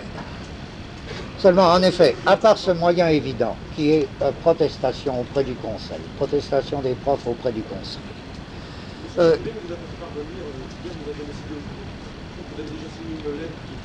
Oui, oui, le département de philo a fait une lettre, oui. Uniquement sur les vigiles. Hein. Oui. Non. Et hier, en cours, nous avons commencé à rédiger deux nouvelles relatives à la brigade d'explication et aux plaintes. Et je vous demandais si vous en avez fait part. Ah bon, ah bon, ah bon. Hier alors. Et alors, il s'est chargé de la mettre... Il l'a fait parvenir immédiatement. Ah, il l'a portée à Berlin. D'accord, oui. La première lettre relative au vigile a été portée à Merlin. Mais ensuite, nous avons décidé dans l'UV, nous avons commencé à rédiger deux lettres relatives à la brigade de stupéfiants, c'est-à-dire à la police, et relatives aux plaintes qui ont été posées contre les étrangers. Bon. Et des lettres adressées au Conseil alors, ou à Merlin. Et je crois un journal aussi. Parce que oui, il y a le problème. chaque fois on rencontrait un journaliste et il a dit qu'il a donné la lettre. C'est ça, un type de l'AFP, il a dit. Oui, Mais disons, c'est très marrant parce que les gens ils voulaient absolument leur rentrer de gaz. Il y a des gens qui partent toujours, c'est toujours pareil, qui veulent faire la révolution, qui veulent que les masses se lèvent, aller faire des manifestations, machin. C'est encore une AG qui a été complètement foireuse. Parce qu'une fois que Merlin est venu, il a dit bon, de toute manière, moi j'ai décidé ça et c'est comme ça, tout le monde est partagé. En effet, on tourne autour de... C'est quand même pas beaucoup. Je veux dire, la protestation auprès du Conseil, d'une part, c'est pas grand-chose, il en a vu d'autres, le Conseil, et d'autre part, l'inconvénient est que il est assez probable que ça montrera que les protestataires sont malgré tout une minorité. Alors, est-ce qu'il n'y a pas autre chose? Est-ce qu'il n'y a pas autre chose à faire? Oui, si la protestation est vraiment soutenue par les étudiants aussi. Oui, bien sûr. Le problème, c'est que dans un lieu de travail, le lieu de travail, il appartient à la population. Le seul moyen de se faire entendre du travail, surtout quand c'est en dehors des pouvoirs institutionnels, c'est d'utiliser le personnel et le terrain. C'est un terrain. Si la socialisation ne se réalise pas, il y a toujours des moyens de se faire entendre pour une minorité agissante, mais c'est tout. Il y a un problème de la brigade d'études, il appelle des choses vachement spécifiques et il se trouve que face à ce problème-là, la manière habituelle de fonctionner d'une AG n'est pas capable de répondre puisqu'ils ne peuvent pas inclure ça comme mot d'ordre dans leur problématique. Alors, c'est pour nous tout ça. Donc, les alliés naturels sont concernés par ça, à savoir les gens qui sont prêts à faire de la gîte propre sur le terrain de la fac, ils sont disqualifiés parce qu'ils sont proprement incapables. Et ce qui est très bizarre, à cette Assemblée Générale, attends, tout de suite. Hein. Ce qui est très bizarre, c'est qu'ils ont mis une énorme énergie pour aller chercher le Conseil, et puis une fois que le Conseil a été là, et que Merlin a dit qu'il n'accordait que le premier point, et qu'il n'accordait pas les deux autres, il n'y a eu aucune protestation, enfin, je n'ai rien entendu, les gens sont sortis, c'était fini. Moi j'étais à la porte. Mais après vous n'avez pas protesté. Oui, mais moi j'étais à la porte, j'étais coincée, je ne pouvais pas rentrer. Oui, nous n'avons pas. Non mais écoute, dans l'ensemble on n'a pas protesté, voilà. Oui, tu disais quoi? Il y a un principe à réaffirmer, c'est Vincennes, université.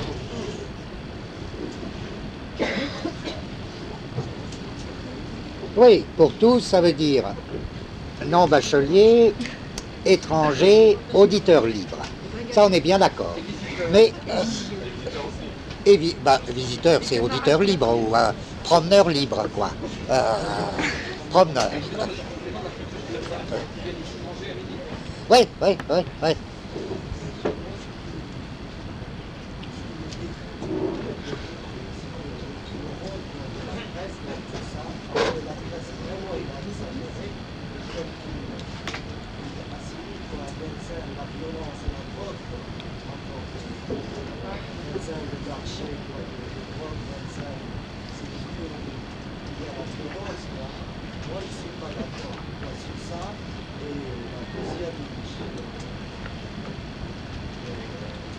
Deuxièmement, c'est que Merlin, en tant que quelqu'un qui est en train d'exécuter avant d'entendre. Parce qu'ils ont décidé quoi. Ils demandent qu'on le vigile avant que le rectorat ou le gouvernement décide.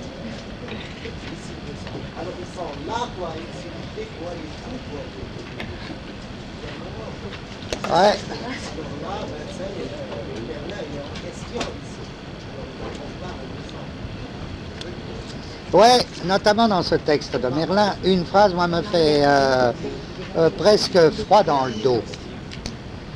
Parce que, à la suite de toutes les mesures annoncées, le texte se termine par « Enfin, une large information sera menée à l'extérieur. »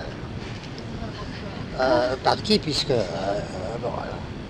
une fois ces mesures mises en œuvre, pour faire savoir que l'université assure ses responsabilités.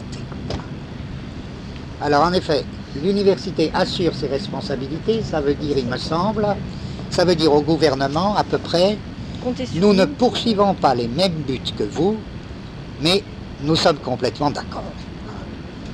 En tout cas, nous sommes complètement d'accord sur les moyens. Alors, bon, mais alors je suis bien d'accord sur toutes les histoires de principe, notamment celles que tu rappelles, mais encore une fois, on retourne dans la question.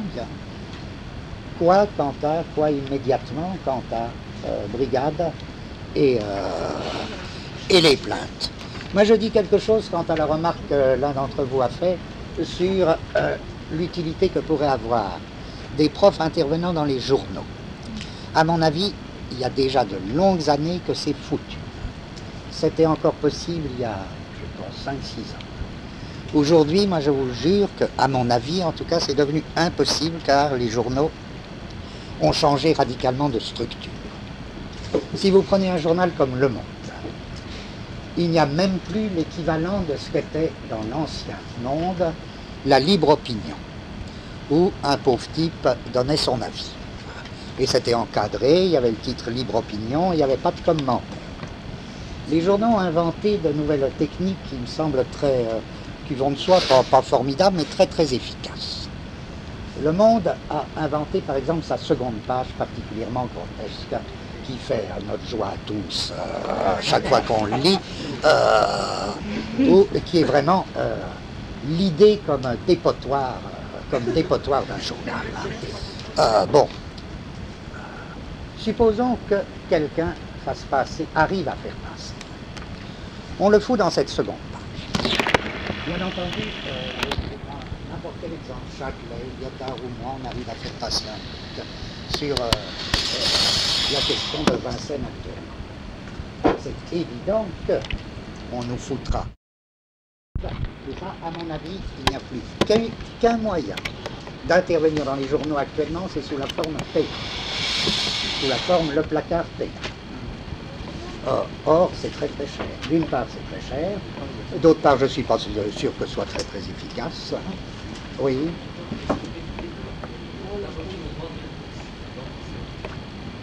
Et, ouais.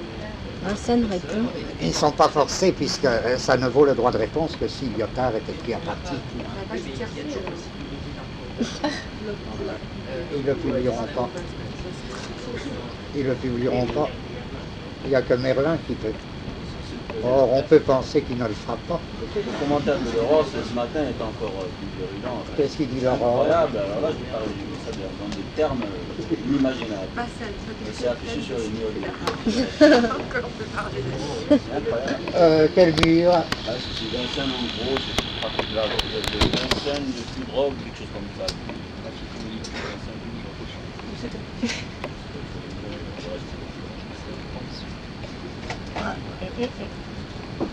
Bon. Non, moi je crois que c'est possible ça. Faire court dans une épreuve de force, faire court ailleurs. Mais encore une fois, ça ne peut pas tenir longtemps. Et, là j'ai un plan génial. J'ai un gramme de Donc quoi? oui, et c'est pas sans danger, vous avez raison, c'est pas sans danger. Ouais. T'as un plan. La drogue dans le bureau de Merlin. On fait un scoop sur François n'importe quoi. Merlin en train de fumer. Devant des journalistes évidemment. Et en essayant de trouver les gens de la brigade des stupes, on prend Merlin, on le ligote, on met un gramme de quelque chose et on le livre au stupéfiant. C'est lui qui est à l'origine de la filière. Et on fait enfin quelque chose à l'italienne. Alors t'arranges ça. Tu fais quoi toi? Ce sera déjà ça, on verra pour le reste. Il y a un 55 pour la poudre, il y On a verra pour le de la reste. farine,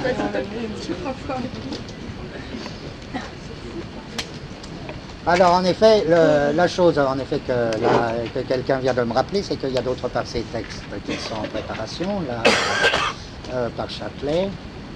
Mais là encore une fois, c'est simplement la petite filière. Ça consiste à donner des textes au conseil, des textes de protestation.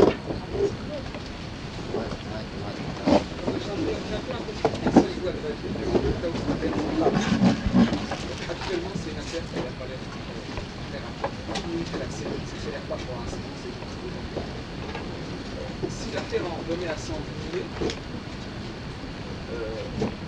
je pense que le seul endroit où on puisse faire en dehors des inconvénients des grandes manifestations et des grandes mobilisations, c'est finalement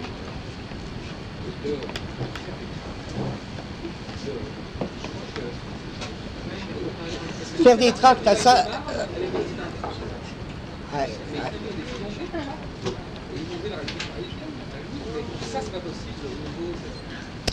Non, mais déjà la distribution de tracts à Vincennes serait très très bonne.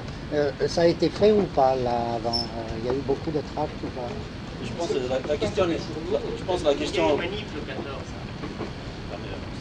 la question n'est pas de répondre au problème soulevé par le Conseil, mais Merlin par des tracts.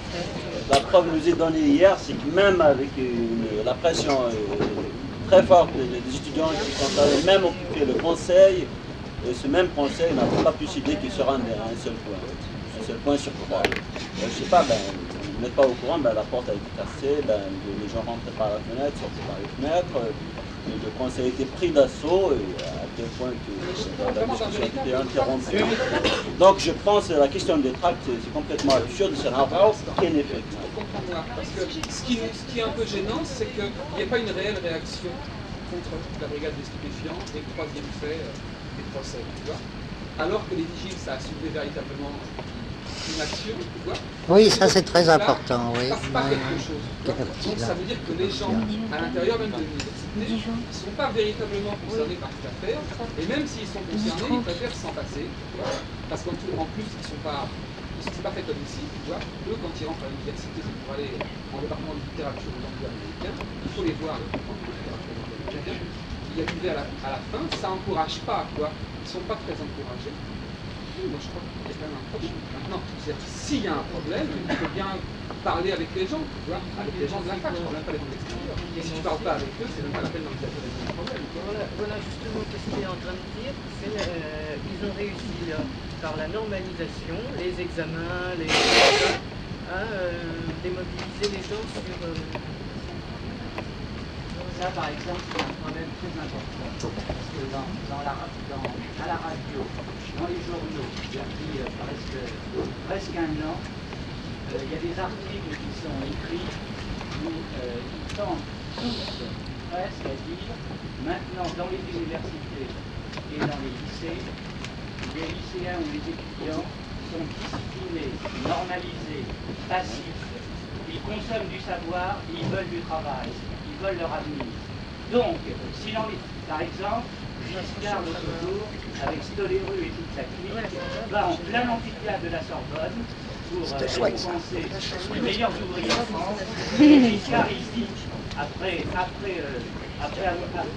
justement un petit discours de réponse à Lévi-Strauss, il dit aux intellectuels, je vous assigne une fonction critique, c'est votre travail de critiquer, mais à condition que vous soyez réaliste, à condition que le réalisme soit la ligne de votre critique. Et après, il dit, devant tout le monde assemblé, les intellectuels et les meilleurs ouvriers de France, voilà la photo de famille de la France en 1980.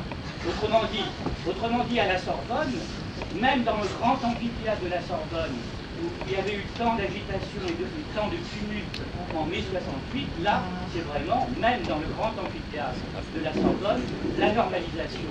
Alors pourquoi ne pas penser, en fonction de ça, qu'un conseil d'université, ici, de tester à Vincennes la capacité de résistance des étudiants. Oui, pour voir si justement, ils sont aussi bien normalisés, dressés, domestiqués qu'ailleurs.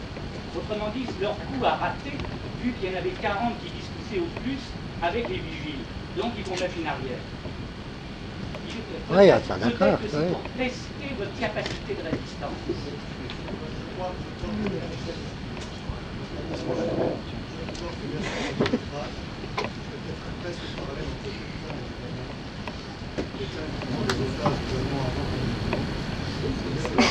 Pauvre Merlin.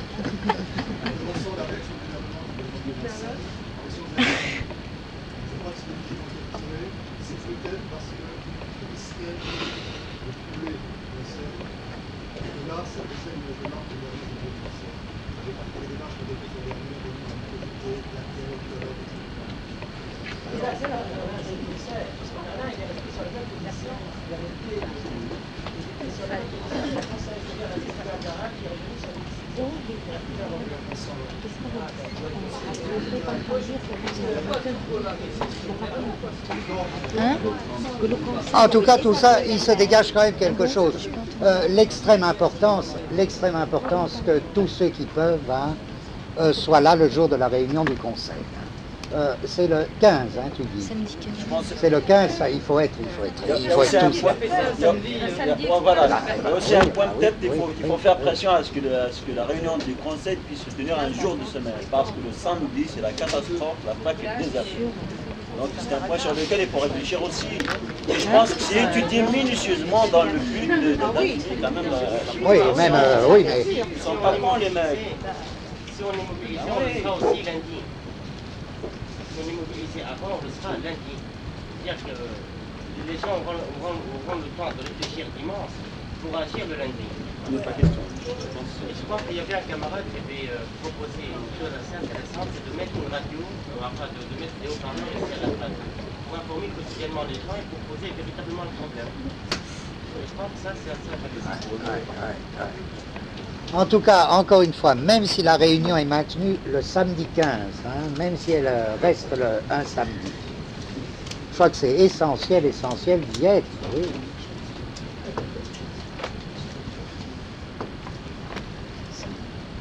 C'est-à-dire le danger, c'est que tenant compte de la population vincenoise qui est quand même ouvrière, qui travaille dans le cadre qui va poser le dimanche, je pense quand même que ça va se solder par une véritable catastrophe qui laissera comme ça une libre au Conseil qui a rien qui veut, quoi. De reprendre tout simplement les décisions qui ont été votées. Puis il n'y aura plus aucun changement parce que moi j'ai fait l'expérience hier avec toutes les pressions que nous avons faites. Ça n'a pas donné un résultat quand même. Parce que les gens étaient nommés, ils ne savaient pas de quoi ils parlaient réellement. Si. Il était convenu de ne pas se dissocier des 3 points. C'est là-dessus qu'on s'est mis d'accord. Ils ne savaient pas établir, ils ne savaient pas autre chose que la méthode. Moi je pense qu'en posant réellement le problème durant ces 15 jours, on peut faire pression. Pas faire pression spontanément, c'est important. Si l'objet c'est de faire pression, qui retire son astreinte, la brigade des stupéfiants, parce que la plainte, c'est l'avantage, c'est-à-dire qu'ils vont faire le coup de retirer les stupéfiants le 15 mars, dire mais la plainte, non. Non, mais les pressions, à force de parler de pression tout court, on ne sait plus de laquelle on parle. Parce qu'il y a des pressions de tout ordre. Oui. Il y a par exemple, on nous signale qu'il y a une pression très précise à opérer, et sous quelle forme exiger que le Conseil ne se tienne pas un samedi. Bon. Ça, c'est déjà un type de pression. C'est très différent de la pression en plus sur le contenu des décisions du Conseil. Mais il y a ce problème en effet du samedi. De toute façon, l'aspect tactique, si tu veux, de la programmation de la réunion du Conseil samedi n'est pas à laisser passer comme ça. C'est pas de la camarade. C'est sûr, c'est un calcul. Tous les bourgeois qui partent en week-end ne sont pas là, tant mieux. Exactement. Tous les bourgeois qui partent en week-end ne sont pas là, tant mieux. C'est comme ça. Ah oui. Exactement. Oui, ce serait bien si c'était tout à fait vrai ce que tu dis, mais parmi les gens qui partent en week-end, il y a des types qui ne sont pas des bourgeois.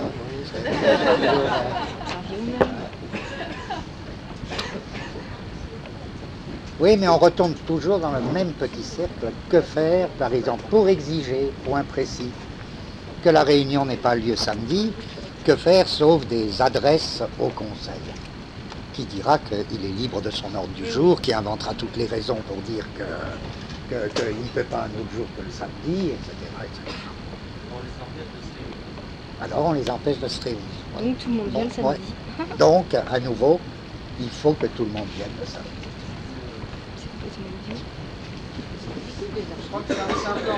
Aussi l'occupation, l'occupation suffit.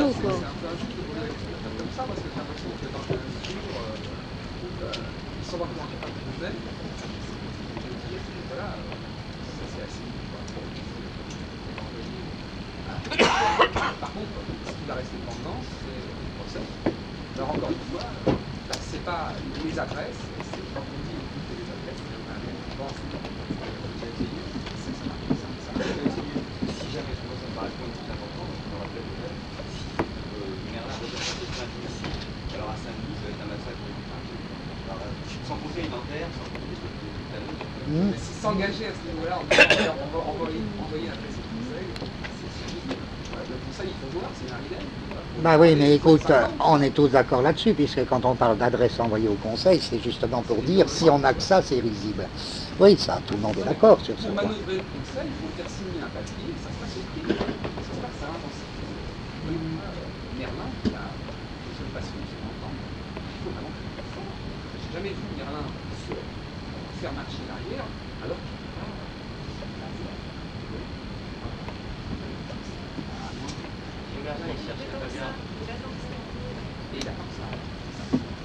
Moi je pense que en tout cas le Conseil, comme on disait, il n'y a pas tellement lieu. Il y a des nuances, mais c'est tout. Le Conseil actuellement, par rapport à ces deux problèmes-là, c'est pas le problème, c'est pas au Conseil qu'il faut s'adresser. S'il faut s'adresser à quelqu'un, s'il s'agit de s'adresser à quelqu'un, c'est s'adresser aux gens. Bah, Merlin, il n'en fait pas partie du Conseil? Si, oui. Parce que parler à Merlin comme ça, et nous, Merlin, pour toutes les idées, je pense que pour toutes les idées qui se réunissent pour savoir ce qu'elles peuvent faire, elles n'ont pas le droit de se dire qu'on va passer un.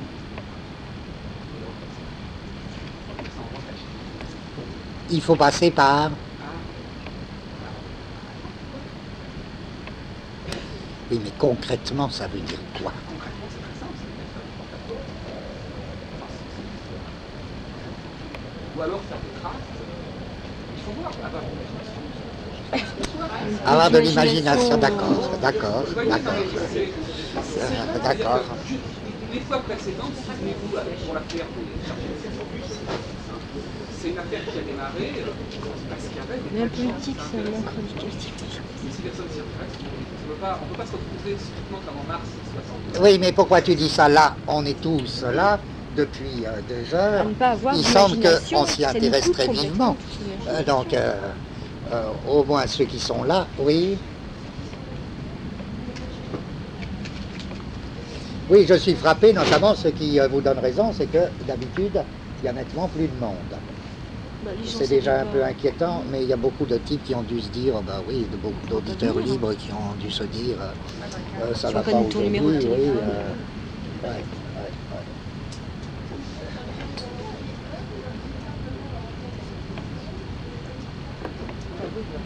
Le bruit est un parasite.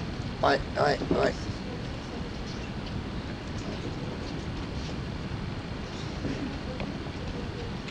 C'est curieux qu'au moment où il y a vraiment un truc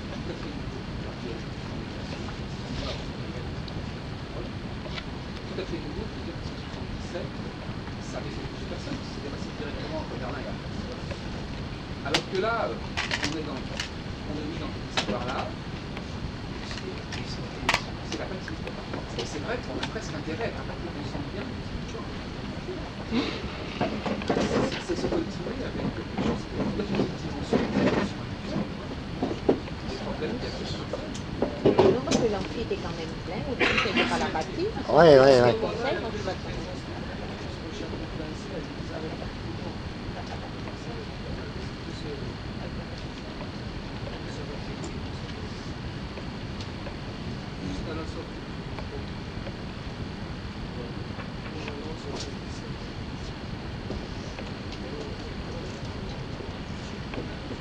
Lyotard, il a son UV quel jour? Le jeudi, non? Jeudi soir. Jeudi soir, hein.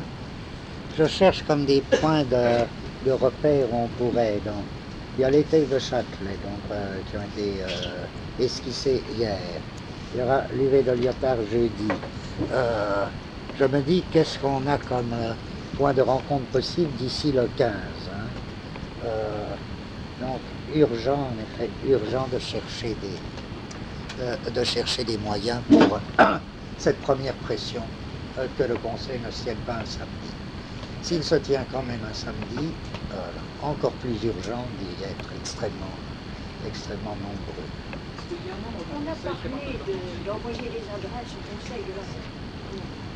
Conseil de faculté, mais est-ce qu'il ne serait pas plus efficace de s'adresser à chacun des membres Personnellement et de demander à chacun de ces membres de s'expliquer devant le département auquel il appartient. Moi, je pense que ce serait utile. Sauf que je suppose que certains départements les acquitteront d'avance, c'est-à-dire diront qu'ils n'acceptent pas cette procédure. Non, mais je ne pense pas que tous les étudiants, même des départements normalisés, soient d'accord. Ça, je ne pense pas. Il faut quand même faire confiance aux étudiants si nous ne faisons pas confiance à la direction de département. Je pense que cette espèce de collectivité anonyme, le conseil auquel on s'adresse, c'est rien du tout. Mais chacun des membres, ça a un autre avis. C'est vrai ça, c'est vrai. Je pense que parler des membres du personnel un à un, là aussi c'est tombé dans l'erreur. Car les membres du personnel, ils forment aussi, je ne sais pas, des microstructures à l'intérieur même des conseils. Ils sont bien structurés, ils appartiennent à des partis, à des syndicats, ils ont des positions politiques communes. Donc c'est une toile d'araignée bien tissée qui est vraiment difficile de défaire. Ça n'est pas tellement parce qu'il y a la personnalité de chacun qui n'est pas tellement fier d'être mis en vedette et d'avoir... Non,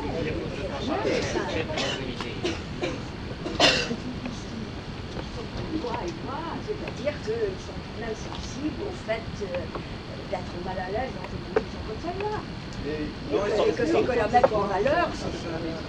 Mais il n'y a pas de contradiction entre la politique de celle du Conseil, par exemple, parce que ce sont des organisationnels, avec celle de la politique parlementaire. Sauf que Merlin, il arrive à dire tout haut ce que les autres ne pas. C'est ça, Merlin, c'est un personnage, il rajoute un petit peu, mais il ne faut pas se faire décision.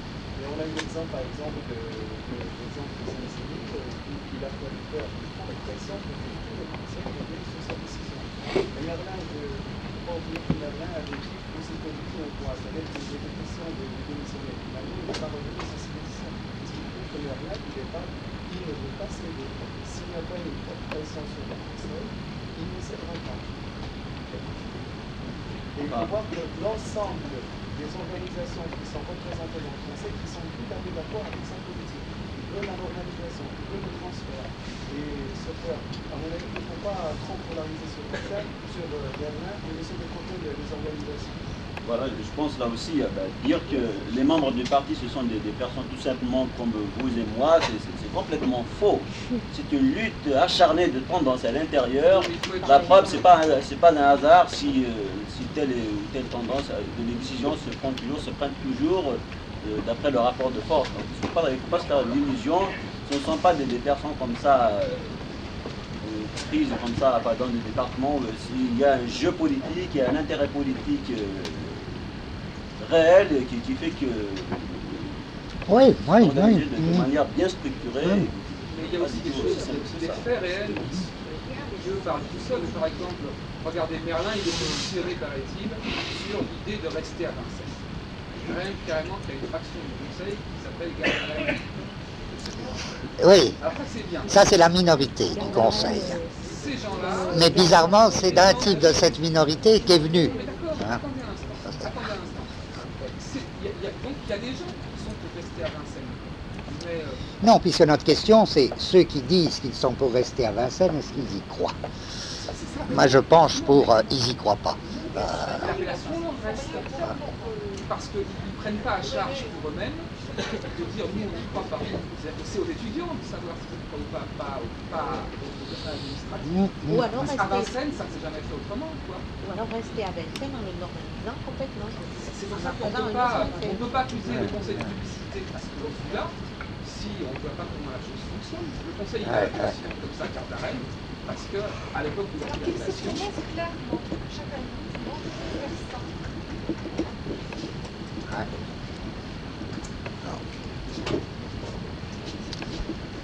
C'est ça, là, ce qu'on appelle une minorité, c'est-à-dire garde d'arrêt, c'est pas pour une majorité. C'est-à-dire que maintenant, c'est eux qui votent quand même la volonté de ce genre de truc. Ils marchent en plein là-dedans. C'est pas du tout une minorité, la minorité qui va être élue. Maintenant, ils sont élus, ce sont les hommes politiques. Il faut les regarder parler en entier comme on dit, et puis ils sont en instance. Ils profitent de venir tous parler ensemble devant les étudiants.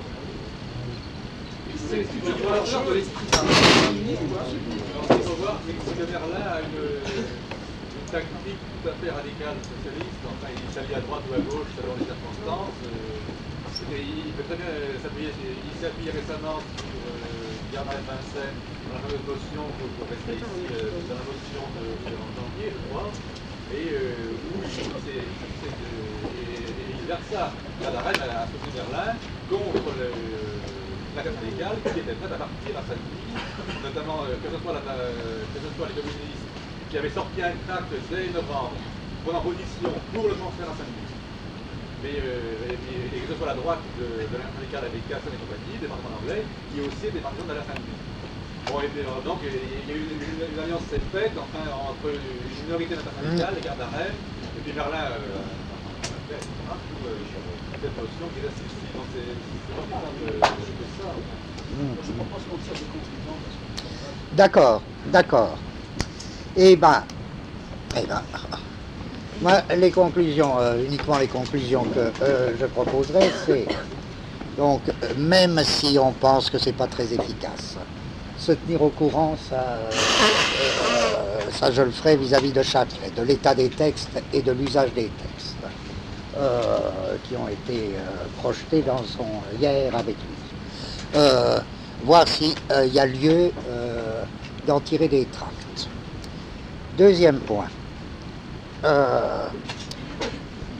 Possibilité d'une rencontre à l'UV de Lyotard, ce qui nous donne 2-3 jours, j'imagine. En 2-3 jours, on peut avoir un élément peut surgir, tout ça. Il faut beaucoup avoir, il me semble, des points de rencontre possibles. Possibilité donc, au moment de l'UV de Lyotard, et lui, qu'est-ce que son UV proposera. Important d'ici même jeudi, d'ici trouver ou chercher ou essayer de concevoir les moyens d'action pour réclamer que le Conseil ne se tienne pas le 15, ne se tienne pas un samedi. Enfin, à quelques moments qu'il se tienne, vraiment y aller tous. Je veux dire, immédiatement, c'est les choses que je vois.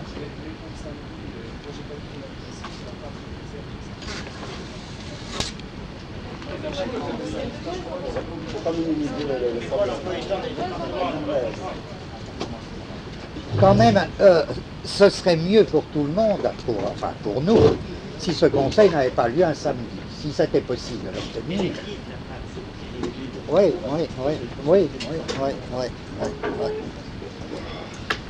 Bon, et ben, ouais.